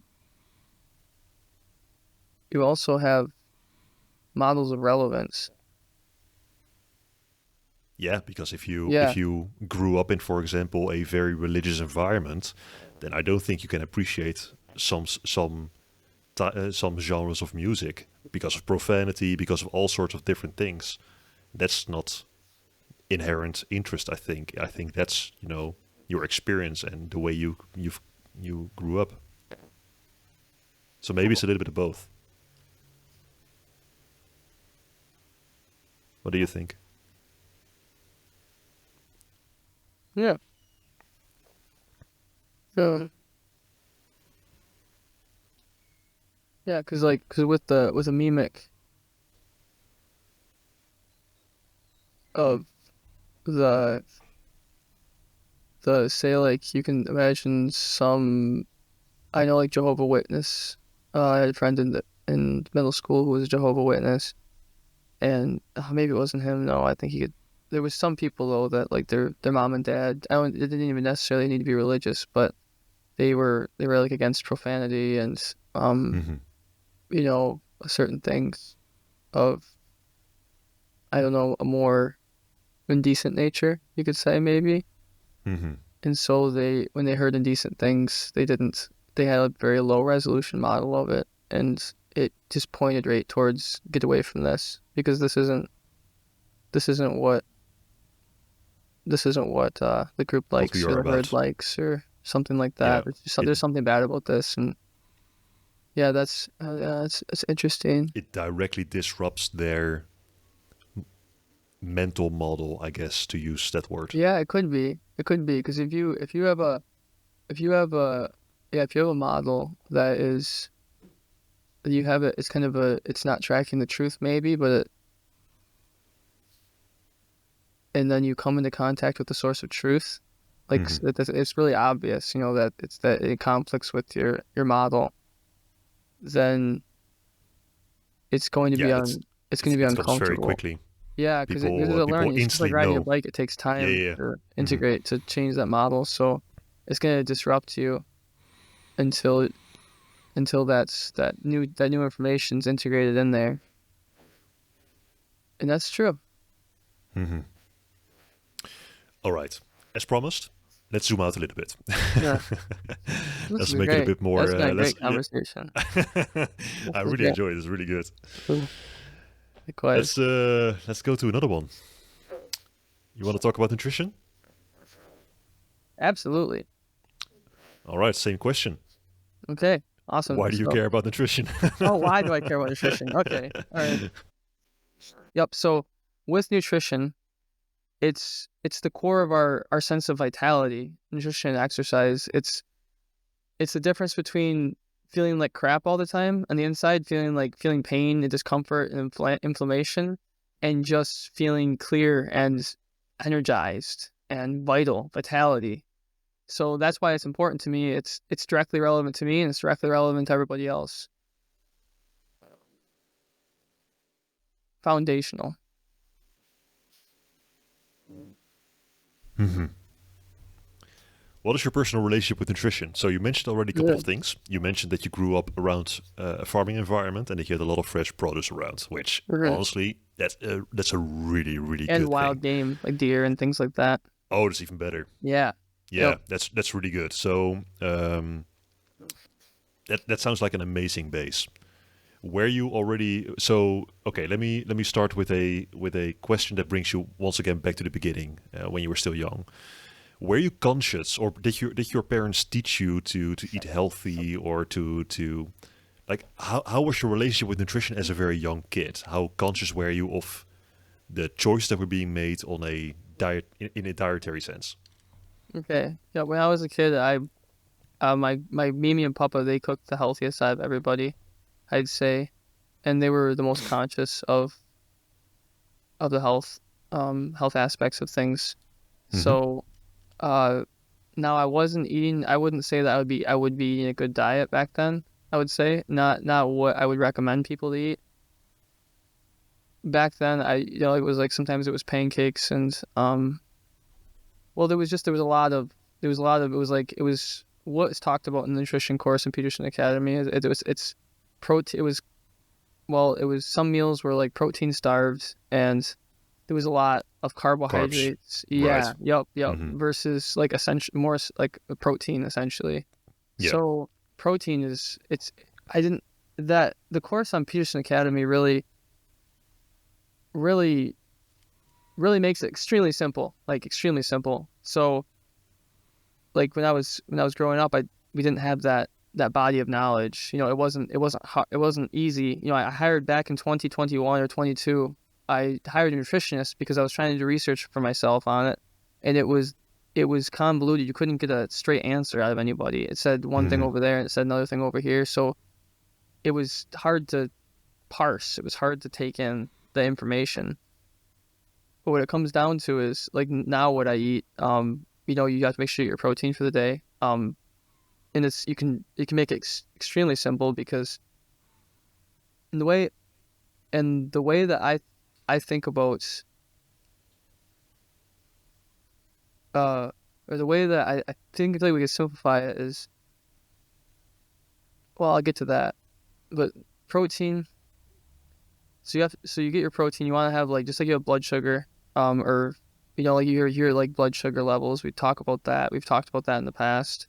And you have amino acid levels as well in your blood, and those are the building blocks of all your proteins in your body. So all the structure, it came in one way from proteins. So you need those, and that's something to get and have consistently throughout your day. That's great. That's like it's the only satiating thing too. So there's multiple aspects of that. So make sure that you have the levels of protein that you need, and it is true what they said also in the course. mhm, Protein is the most satiating of all the foods. yeah, So if you are often dealing with the problem where you are hungry a lot of the times, or you want snacks, or those kind of things, probably that means you're not eating enough protein. yep. Probably. And I mean, meat try products, try right? eating try eating a very try drinking a very high quality whey protein shake, for example. Yes, I promise you, 300 milliliters, and you're not hungry for 3 hours. Yeah. because it's a complete protein. It has high levels of all the amino acids that you need. So it's like just this stupid, amazing thing to just always have on your shelf. Hmm. Like my Hmm. grandma always had sugar and flour on her in the pantry. And I have just as easy a thing of protein powder in my um in my sitting in my house, and it's fantastic. It's like stupid simple. It's great. It's easier. Uh, so there's that, and also meat. Meat Do you has mix it with milk or with water?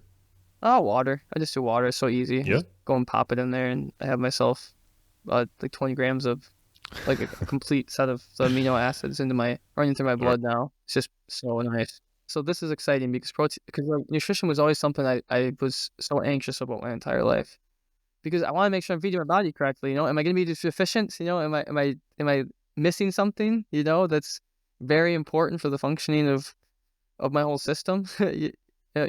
So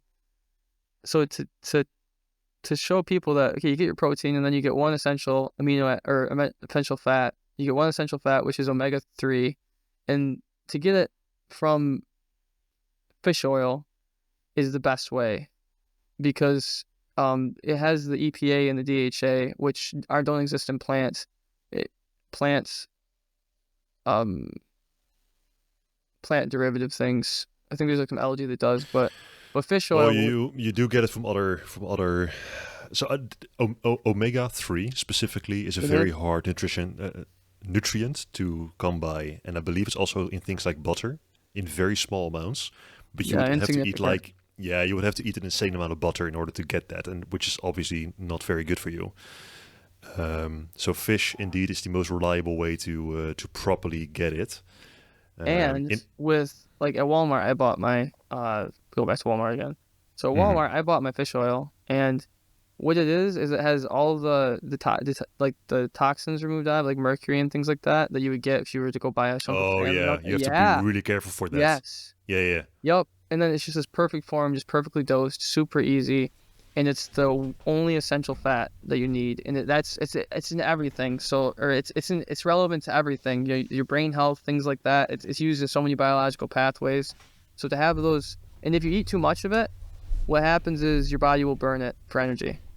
So there's no, unless you eat like a Mm. whole bottle of it. I don't know what that would do. It probably wouldn't be very pleasant, but you probably wouldn't die. It probably would burn it and probably would just like void a lot of it through your digestive Yeah, system. yeah, yeah. But I really want to repeat that point that you just made about fish oil and about Mhm. removing the mercury and all the other things from it, because Yes, I've read, I didn't really delve too much into it, so I'm not sure if this is really true, but I've read indeed that a lot of fish oil creating companies, they don't filter it properly. So yes, there's yeah. a Make sure huge that chance that there's if you buy a random fish Mhm. oil brand from the shelf, that it contains microscopic amounts of metal, which are absolutely not good for you. So really be aware for that. Yep. So just look for like a certain mark, like the one that I bought from Walmart, which just says certified. Like there's like a certain certification on there, and I chat GPT and talked to it about it, Yeah, yeah, yeah. and that's all. It's all good. So it's gone through the process of purification. So it exists on the shelf at Walmart, at the biggest company in the entire world, at least in America. I know it's not over. I don't think it's in other places, but No, we don't have Walmart. Not in the Netherlands, at least. I any don't think Walmart supermarket though, exists in. regardless of what it Yeah. is. Well, I get them at a special store. So Mm-hmm. generally, there's a very specific store in Netherlands. I won't say the name right now. That doesn't really matter. But there's a very specific store with high quality workout and just health supplements and health products. And they're fish oil, and it's literally called omega-3 ultra pure fish oil. It contains, let me check here, um, it's like soft gels. Every soft gel contains 200 milligrams, of which you have Mm-hmm. indeed EPA. I don't even know how to pronounce the word. Isosapentanoic acid, and it has DHA. And Yeah. both of those, I think you mentioned the first one. EPA doesn't come in other products. Yeah, I think EPA they're mainly in fish oil for whatever reason. So it's Yeah, the source. It's like the source to get it. it was very hard for us to come by because That's crazy. It's so easy in America. Like just no. really But high quality. I mean, the omega-3 fatty acids. So Mm, the problem that we have is I love fish, and mhm, I live close to the sea, and Netherlands mhm. is quite famous for a lot of different fish products, Oh yeah. like the herring that you can buy on a we call it a Mm, how do you say it in English? It's like a small white. Okay, it's like a small white bun with like a herring in it, and it's pickled, and you put like raw onions over it. Google it, broodje mhm. haring. That's what the Dutch go crazy by. Anyway, point is, it's not hard to come by fish, but my wife doesn't eat fish. She doesn't like Yes, it, sir. which automatically means I don't eat fish. Interesting. So the ways for us to get omega-3 Mm. is near impossible because else you have to eat like a liter of butter every day. Not gonna happen. So that's why omega-3 supplementation for us became very, very important.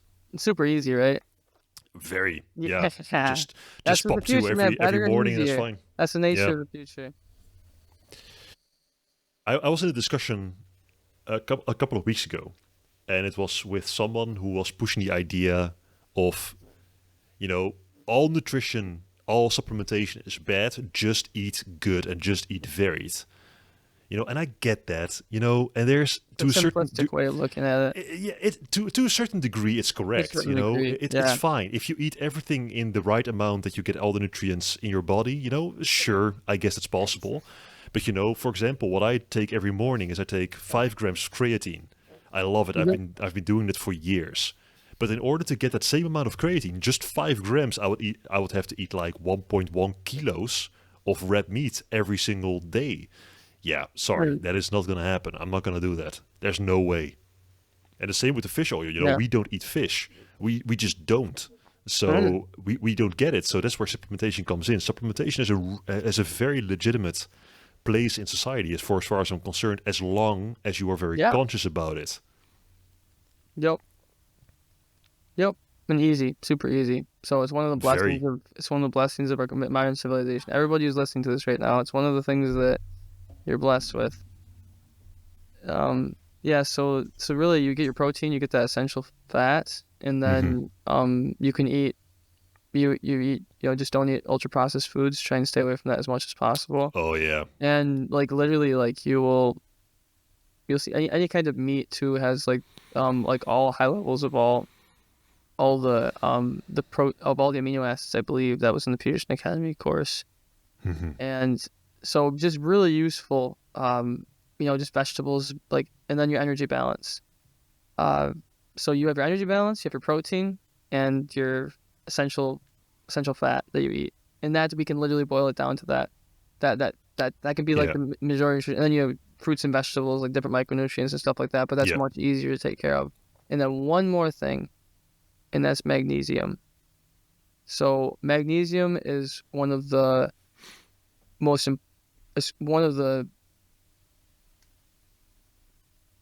widely used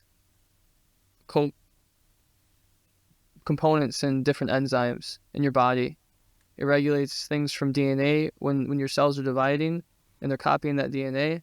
The mechanism that does that and proofreads it uses magnesium. From that to many other pathways.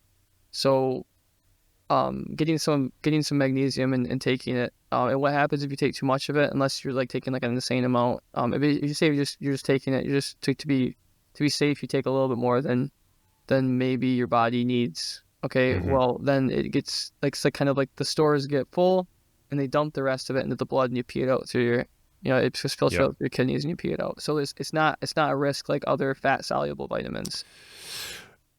There's one thing I learned quite recently, and I didn't know that before.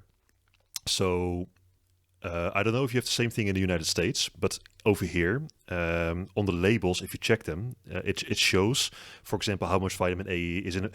If you look, for example, at the multivitamin, it will show vitamin A 100%, vitamin B 12, 200%, something like that. And I always wondered, if that percentage is the recommended daily intake, why would there be, for example, 200 or 400% of it in a multivitamin like that? Especially with the idea that you pee it out and it's useless. I wondered that, so I delved into it. Do you know, before I answer it, do you know why that is? Why what is? So why there's, for example, in a multivitamin that you have to take every day, why there is, for example, 400% of vitamin B12 in it? I don't know. Recommended daily intake? I don't know. I would say either it's because there's an absorption limit, or this marketing thing, or so maybe the RDA is off as well. Maybe we actually need more of it in the RDAs. Like I know it's talked about. Yeah. Okay. Right. What's the reason? So this is for as far as I understand. So I might be wrong. So correct me if what I'm saying is not correct. Anybody who's listening.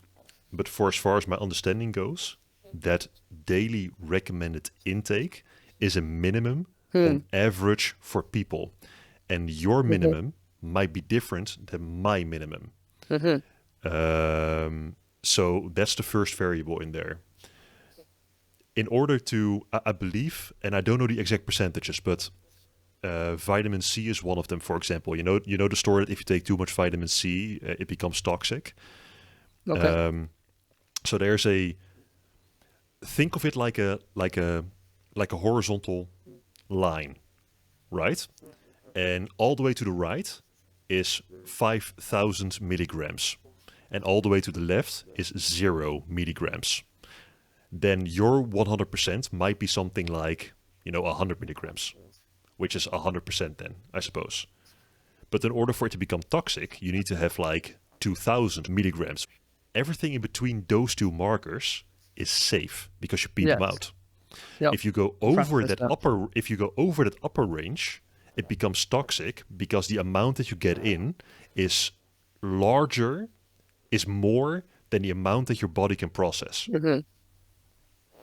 That's for as far as I Yep. understand. So, long story short, if it says your recommended daily intake is 1 multivitamin, you're not going to die if you take 5 because Yeah. it's very likely that you're still in that range, but it just doesn't do anything for you. Mhm. But if you take 20 or 30, you reach that upper range of what you can process, and then you have a problem. Yes. Yeah. And you know what that does? Knowing that, so knowing that truth, that reduces the fear around nutrition. And that's Yes. just useful because that's a cost, that's a friction, the Yes. fear. Yes. Yep, and that's part of the thing People that are afraid of agents like, manner oh, if it for. says 100, and then all of a sudden it's 400% on it, it must be dangerous. I'm going to die if I take this. No, you're going to be fine. You need Yes. to pop Yes. 20 for it to Yes. become You're toxic, at powerful. least. Your power. Yeah. Give the people their power. Yeah, it's totally fine. As Yep. long as the product that you're taking is of good quality. That is Mhm. really important. So Yep. don't They just do that take hard any... now for certifications and their access Yeah, to information. Yeah. exactly. Yeah, 2025 and 4. Baby. So resistance training is another important thing. So Oh, I've you're gonna what's that? make the jump straight away to resistance training, huh? Mm-hmm. Yep, because that's nutrition. Okay, so resistance training. Yeah. So if you're looking for health, there's resistance training is the best one out of all of them. I have cardio and all that. So Mm-hmm. especially for like the feeling of vitality in the body, and it's really easy. If there's three different aspects to resistance training. So this is good to like simplify your model of it. As we talked about simplicity and simplicity, that's the thing of the agents as well. I hope, or that's one of the principles of simplicity, because it's more inclusive.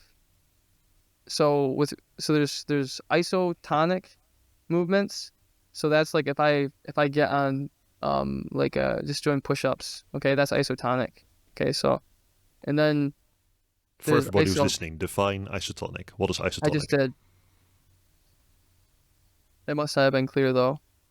So I'll explain all the movements and I'll come back and clarify. So there's isometric exercise, and that's if you just do like a plank or just hold like a position, just hold a weight above your head. Oh, right. Okay, Just so hold your head, isotonic is you can- movements. Yes. Right. Okay, gotcha. Yeah. Yep. So and then there's philometric, which is if you imagine just like sprinting, taking off, or like doing like a really fast chest press or really fast push up. Right. So people can wrap their head around it really fast. So that's resistance training in a nutshell, or in a very easy seed, very easy meme to digest into your model. So yeah, you have that, and you do that regularly. You'll see, and just listen. If you listen to your body, you'll see that your body kind of wants to be strong. Yeah. A love of health is what made that flourish through the land, because it's one of the beautiful aspects of being human. You know what I found absolutely insane when I started with resistance training for the first time? So, to build upon your comment of what you said about your body wanting to be strong, right? So, if you've never trained before, good luck doing 3 push-ups. Good luck. It's very likely not going to work, especially not if you're a bit heavier than maybe you should be. But the moment that you start resistance training, it's gonna really hurt in the beginning, right? You're gonna be sour the day after, maybe even for a couple of days. But within a week or within 2 weeks, and we're just talking maybe, let's say 3 sessions a week, 2 sessions a week of half an hour, maybe 45 minutes per time, right? So not much, just a little bit. But all of a sudden, after 2 weeks, you can do 10 easy, no problem whatsoever. It's insane, and that upwards curve that you have in the beginning, it doesn't sustain, right? It's not like you're gonna have that same growth throughout all time if you do 10 years 10 years. So that's not how it works. But generally in the beginning, what I notice is it goes upwards like crazy. Yep. It goes really You get to that fast. baseline of strong Yeah, and yeah, vital. Yeah. It goes really fast. Then you can take it further towards that. But that, yeah. Yeah, that's a beautiful aspect of it because there's rapid progress to be made. Hmm. And there was Andrew Huberman. He's another podcaster, and he had Love him. yeah, oh yeah, yep. So he had, yeah, I can't remember his name, but it was an exercise scientist. They're like pulling like he told a story. They're like pulling like muscle fibers like out of people's muscles, like right out of there, and like looking at them, examining them, and Sounds like something he would do. and that was the person he had on. I can't remember his name now. Um, but he that was he was talking about how the weakness that comes from old age is actually due to not training. Hmm. It's not because of some inherent flaw in becoming older. And that changes the story of so much. Yep, it does. Yes. Yes, because you don't have to grow old and grow like frail. That's not a requirement. You can really go outside to your town or to your city and look at all the old people who are walking around, and you can really determine who took care of their bodies when they were younger and who didn't. It's very easy to see. And who's not taking care of their bodies now? Yes. Yeah. And generally speaking, that's not the rule because everybody can have accidents. So everything Right, can happen right. to And we're anybody, right? talking So about the typical, it's not an absolute, but right? It's around the generally edges. speaking, We're talking, yeah, yeah, yeah, that's around the yeah, edges. yeah, It's not in the absolutely. Generally immediate. speaking, you can really see the difference. Yes, yes. So that's, and you can take, there's also really cool images of people who were like triathlon runners or something like that, or they did some kind of Mm-hmm. exercise. They were active into like their 80s, Mm-hmm. and they looked at like muscle fibers of them when they were young and when they were old, and then I can't remember. No, okay, no, they took the muscle fiber of somebody that was like really old, but they were really active, and they took the muscle fiber of somebody who was much younger, and they looked the same. And then you could see that somebody was. Then there was another picture of one that was a sedentary old person of the same age, and it Right. was all like it just looked like it was weak and kind of like flabby Yeah, yeah. um and like just full of like not muscle tissue. So that's so much hope. There's so much hope in that, Jeffrey. It's so once again to use the word vision. So if you have in Mhm. if part of your vision is to become is to stay healthy for a long time Yeah, forever in your young. 50s, in your 60s, in your 70s and stuff like that, Yes. start working out, and especially resistance training. That Hmm. stuff is beautiful. It's really beautiful. Most bang for the buck for time, by far. Mhm. Mhm. And it's really fun. Yeah, and it Especially if you feels start seeing good. progress, 'Cause it's every really single fun. time that you lift that, you know, you're releasing. There's endorphins that go in. It actually comes out of the pituitary gland fund. It's like Mhm. this like bunched up chemical, and then it goes into your blood, and then it like breaks off, and it. I think other things turn it into endorphins, like beta endorphins, but Mhm. they attach to opioid receptors. And you know what also attaches to opioid receptors? Tell me. Morphine. Morphine, opioids, things like that, Oh, heroin. Yeah, so it's like a mild heroin or like a mild morphine. And that's good to nice. know. Nice. Yeah, yeah. I didn't know that. That was good. Yes, yes, yes. Yeah, so it's a yeah, so that's I think that's everything people need to know for exercise and nutrition because No, those two there's are one more thing. gems. Mm-hmm. There's one more thing. It's really important also, and this is something I realized. I think it's a couple of years ago by now, but something super important. I can tell in my mood that I haven't worked out for 2 days. Hmm. It has a massive mental effect. So I notice that I'm less mentally sharp. I notice that I'm more moody. I notice that I'm just not feeling it. That kind of stuff. Mm-hmm. Generally speaking, what I try to do is not go more than 2 days without training because 2 days is my maximum. If the third day, of no training, I'm gonna be moody. I'm not gonna. Well, I'm gonna be still me, but I'm just gonna, I'm not gonna have that edge. I'm not gonna have that mental, Yeah, that kind of like almost like you're spontaneous. like kind of friction. There's like a lot of friction in your system. It's just not good. It's not good. And what I understood, and this is also something I believe Andrew Huberman pointed out, that mental health is downstream from physical health. Okay, so I would love if we could talk about this this idea that it all boils down to chemicals, and we just need to have our chemicals at a certain level, and it's like this kind of simplistic machine given to us by evolution. Nihilistic. Yes. So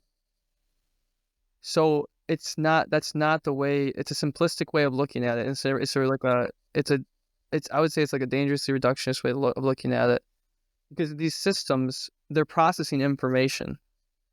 That's what the significant aspect of these systems are. So if you're depressed, then more like it's typically the case, except for around the edges, where there's something that's not good in your life right now, or there's some way that things are that you don't is that information is not, it's not where you want it to be, or it's not beautiful, or it's not good.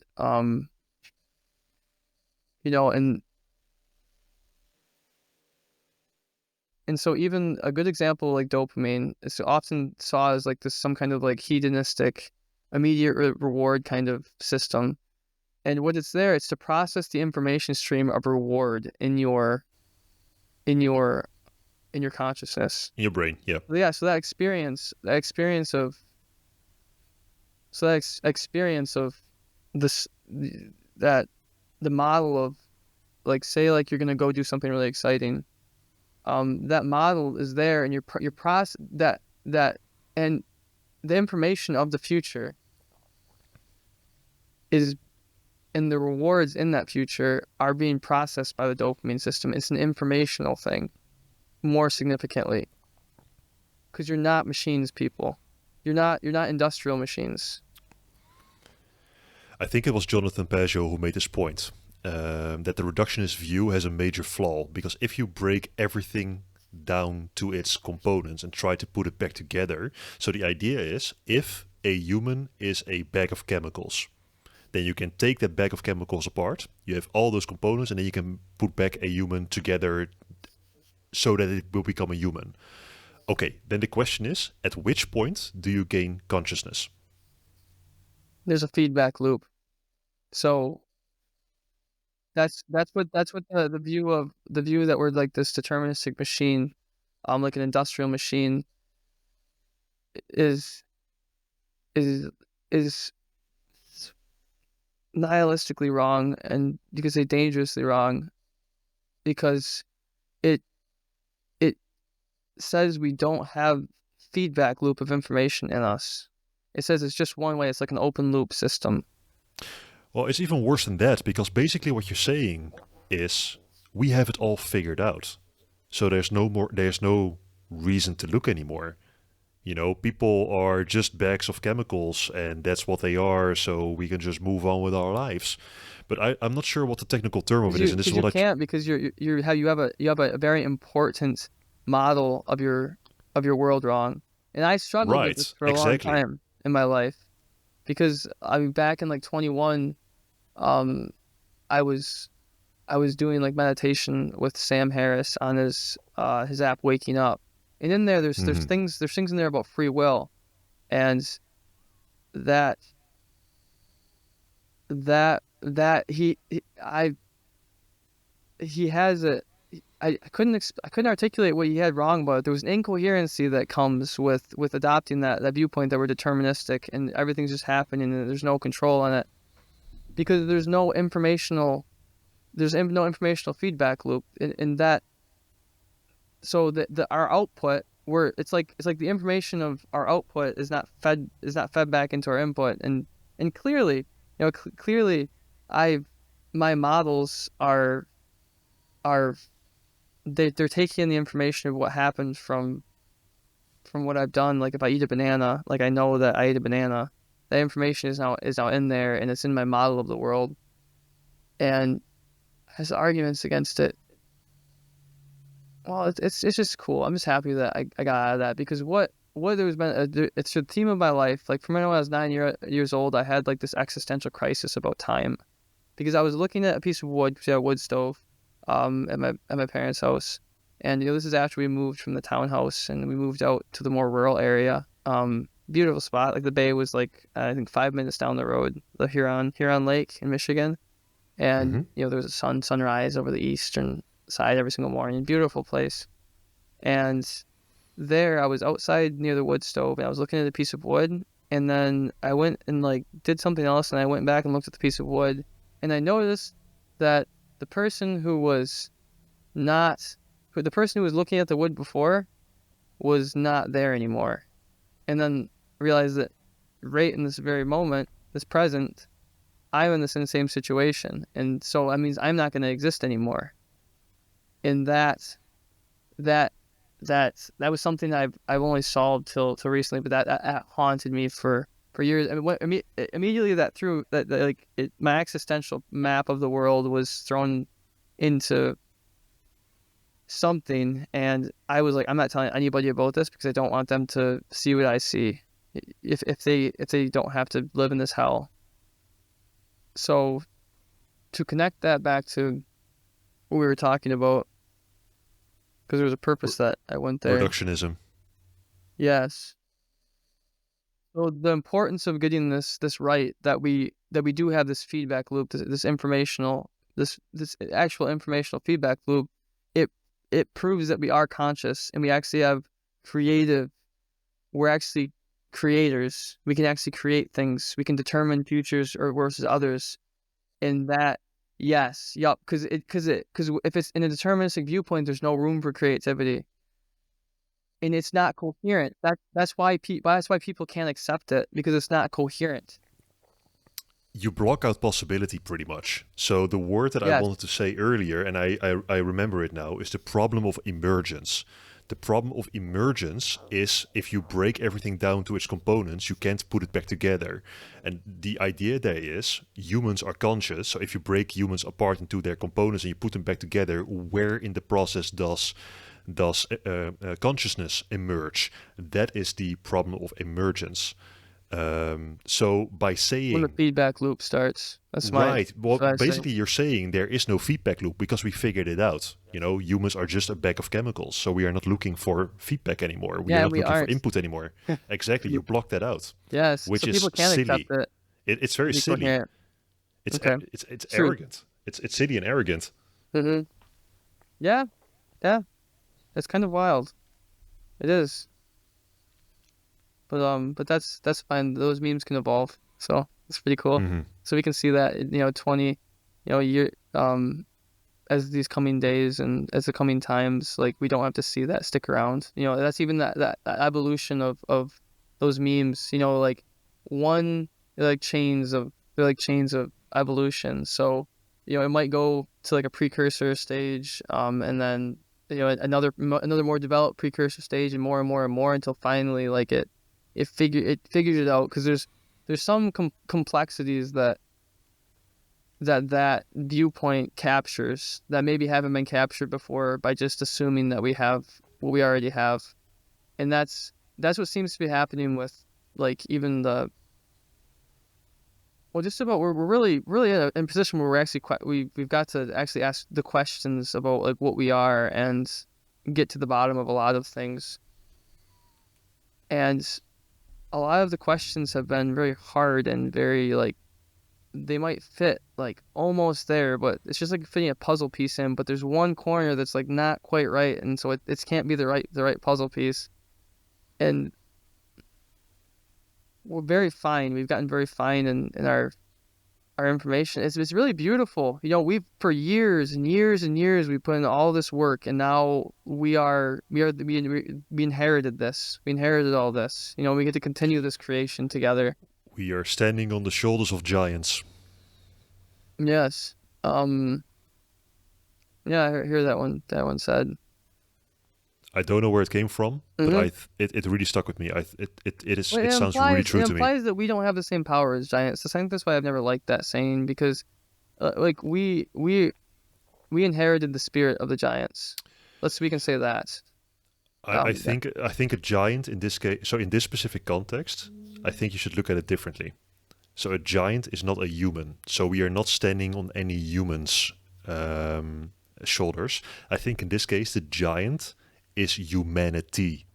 And humanity over its time span has Mm-hmm. created something that we are right now Yeah. enjoying. So we, if Yeah. we, if that's how I interpret it. So if we hear we are standing on the shoulders of giants, I don't think giants are humans. I think giants are humanity in general, Great. I like and then that. it makes a lot Yep. more sense. That makes sense. Yeah, it makes a lot more sense. Yep. Yep. It's more coherent.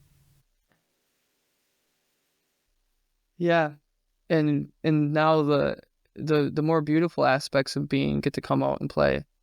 You know, creativity and compassion and love and reason. Reason mean, I guess, I don't know what it is. Maybe it's perception itself. So to have this scope and scale of consciousness expanded, and we're like, you know, dolphins play, um, and other things are beautiful, and humans, you know, there's been war and stuff like that, and that's a dark side of this kind of power. But there's also this, we're the only ones that take care of other members of its society, of its group in complex ways, like, you know, like, um we create whole systems, whole organizations to help people who are hurting, and, you know, that exists across thousands of people in different roles, and we're the only beings that do this on this planet, and that's beautiful. Hmm. You know, so to bring it back to the three transcendentals of philosophy, because you just add this to your vocabulary and just look at the different threads, because you can just say truth, beautiful, good. Whenever you're looking at something, you can look for those three threads, and it will tell you a lot. It'll give you a lot of information. It's a very useful tool. So it's beautiful that we can create this this beautiful aspect of this, taking care and developing and growing these things. It's a beautiful thing. It's like a fully fledged life, you know, where you, like a bird flying. It's not, yeah. So there's like years of dragging things through the mud, um and war and cancer and mental health issues. Like, they're on their way out, I would say, because they don't, we can move away from those. We'll really evolve those, phoenix those. You know, from the ashes of those we grow this this heaven, kind of a thing. And with the heaven, it's it's where we're all things are getting better, if they're not already great, and we're raising new consciousnesses, and we're enjoying in the pleasures and the wonders of our own consciousness. And it's a beautiful dance. It's a beautiful way to organize the affairs. So that's my core of my life. I think getting that out into the world, and that's, yeah. It sounds like so to me, when you were just explaining how you're approaching this idea, one word kept coming forward, and that's the word grateful and gratitude. I think that realizing that you are indeed standing on the shoulders of giants, and again, giants are in this case humanity itself, and you realize that across timeline of humanity, truth, beauty, and goodness have led to what we have today and what we experience today. Zooming out and thinking about that, to me, feels like practicing gratitude, because it takes you out of the one of the things that we one of the things that I think is a challenge for us in modern society is that there is so much input. There is so much to do. Yeah, there the amount of information that we process right now within any given day is probably more than thousands of years ago our ancestors did in their lifetimes. It's insane the amount of information that we get. And our And on models top that of we're that, using to take those in they're able to capture it with less cost. It comes back. that is true. That is true. Yes. But Yes. sometimes that is definitely true. But what you can also see at the same time is that they can absorb us. So if you look, for example, at social media, the amount of time that people are absorbed by social media and what it can do to people in general, it drives people insane. It And drives social people to media is jump still off in its buildings, pretty infancy much. in civilization. Yeah, I mean, the point I'm trying to make is everything is pulling at us all the time. So our capacity, I think, to zoom out and to just Not look at the me. big picture. Well, it obviously it's different for person by person, but the point I'm trying to make is, there's a lot of stuff pulling at us as not us as you and me, but us as people. So being Yeah. able to zoom out and just have gratitude for what we have and realizing that that is the fruits of what, humanity has brought us, that is unbelievably beautiful and important, I think. And what we're facing now is now that we're not forced into roles, we're facing creative problems, creator problems. Yeah, yeah, yeah. Yes, yes, yes, yes, yes. So that's what we're learning. So it's beautiful. Eh, yes, Hmm.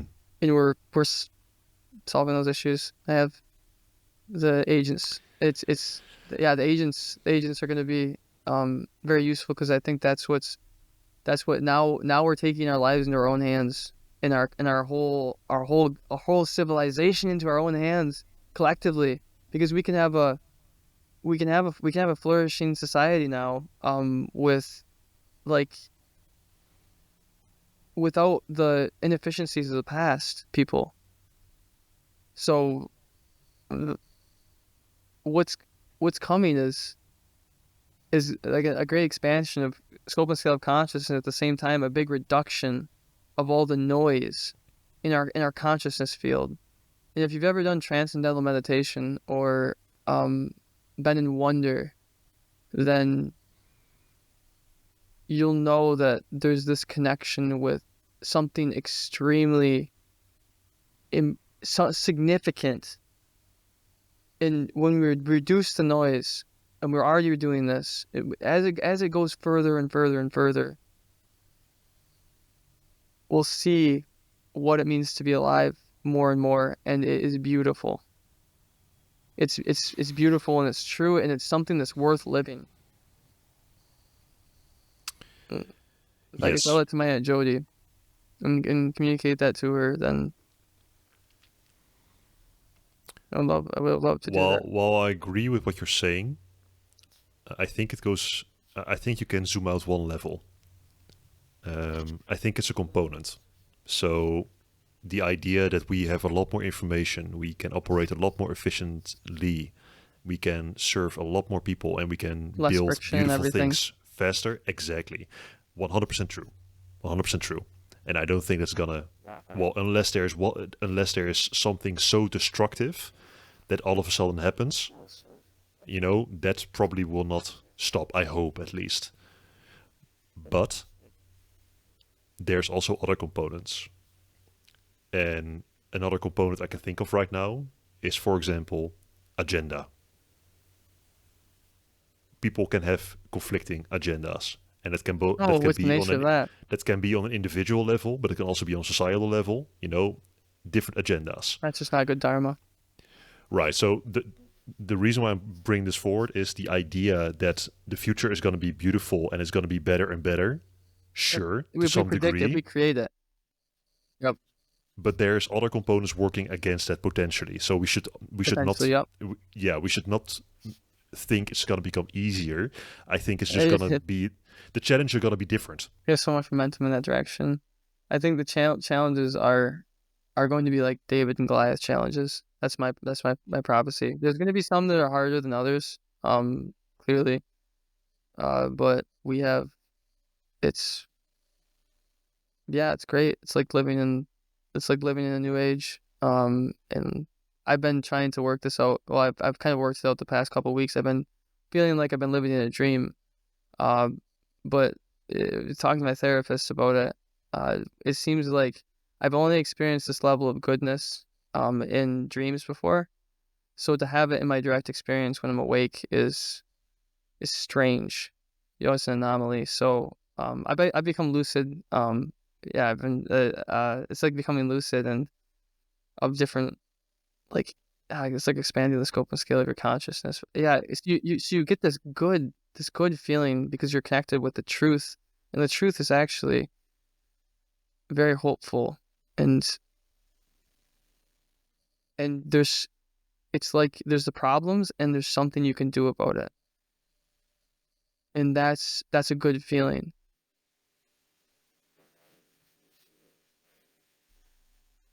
So this is also a call for anybody listening. If you want to become an agent, it's going to get better and better. This is the worst that it will ever be.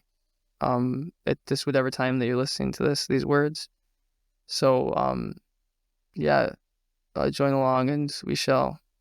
There's a saying, and this was more relevant than I realized. But then when I heard it, when I first heard it on Peterson Academy, but then when I heard it from I think his name is David Thompson at the Michigan Developers Conference, he's just like a big AI thing for what's going to happen, and it's that we predict the future by creating it, and that's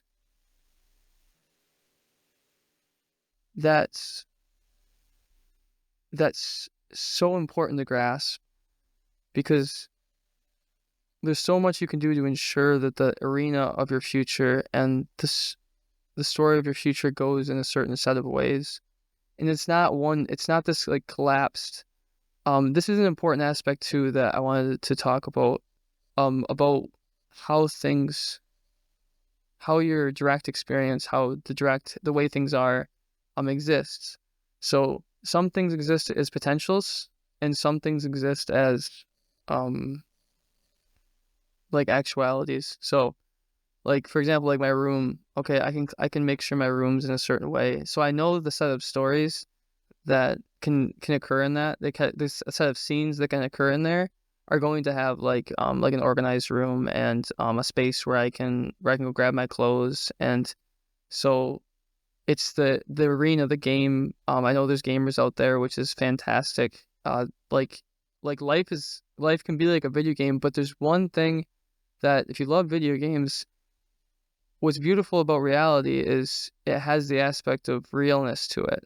And that's a really significant game. It's like the best game to play.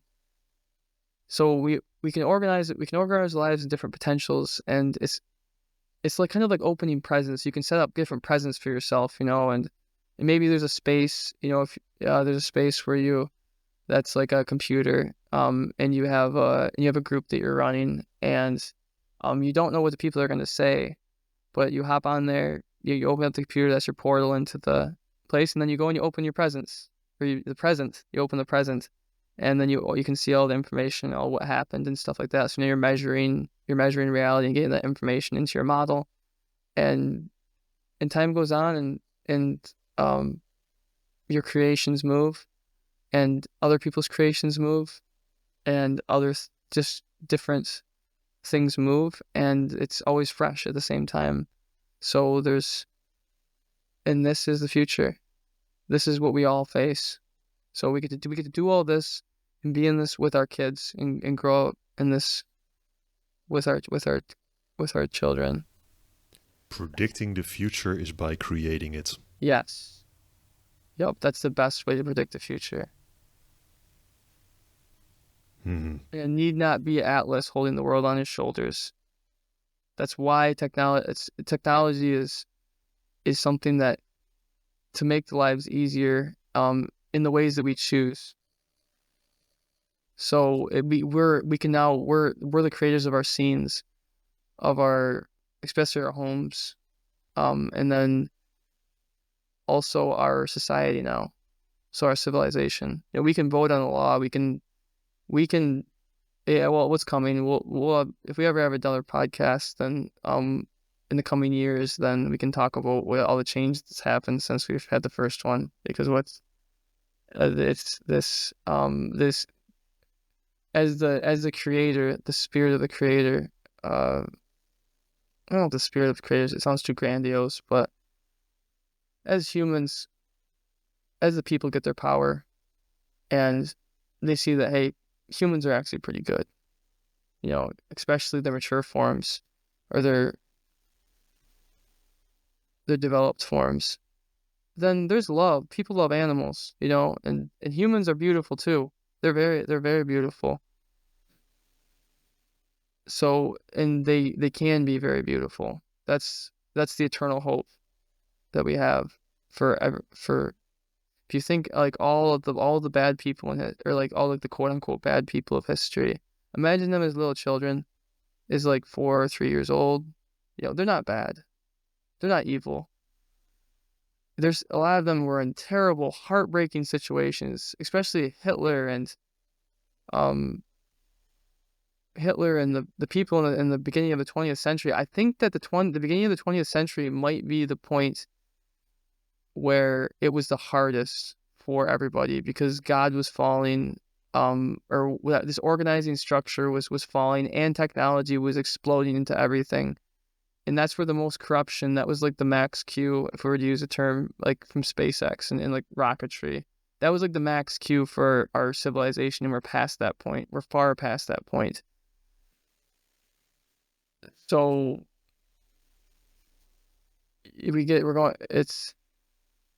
I've known the beauty deep down and the truth about what we are. It seems like my whole life I never lost hope, and it never left me. And now I'm strong enough to articulate it. And also I have the infrastructure to actually make the change now. So it's a beautiful thing, and it's something I haven't had my whole life, so it's exciting. It's like being it's like a constant Christmas morning. The year-long Christmas morning. Years-long Christmas morning. Mm-hmm. So I think you would also make the argument that people are inherently good. The developed state is fundamentally good. Their uncorrupted developed state is fundamentally good. It doesn't. Yeah. Yep. That kind of evilness, that true unredeemable evilness, only exists in stories. Because you have to take in the real. You gotta take in reality. I think that's a good place to end, Kendall. I love it. Thank you, Jeffrey. Thank you, Jeffrey. Or wait, we said in the beginning 10 hours, and we are now 3 hours in, so we might go for another 7 hours. I think we said those were what I wanted to communicate in the podcast. I communicated. So I am. Yes. Thank you, Jeffrey, so much. It's been a pleasure. Thank you. This is a great thing that you're doing. I really appreciate that. I really enjoyed, especially your enthusiasm. I really enjoyed having you. Absolutely lovely. Yeah, it's wonderful. It's a great, yeah. Oh, it's cool. It's a new, fresh signal. This is like the Peterson Academy and these people coming together, and it's so cool. This is just the beginning too, because we didn't get to talk about education reform, which is going to be we can just say education reform. That's going to be a big part of the agents as well, like to make things simpler and easier to learn. I know what natural learning is like, and now we have these like tools that we can talk to, and people who use those tools together, not just people that isolated use those tools, but also people who are trained, are cleared up by those tools, and then also they talk to other humans who have been cleared by those tools. It's this big synergistic effect. So agents are like authenticity, synergy. That's it's great. It feels great too. It feels so much better than the other. Well, I think there's a couple of topics that we didn't really delve into yet that you you proposed. It was good. No, that's perfectly fine. Let's keep those for next time. Perfectly fine. We can definitely do a follow-up as you suggested earlier. And by the way, this is not a video podcast, so your face will not be in this episode. That is I do that.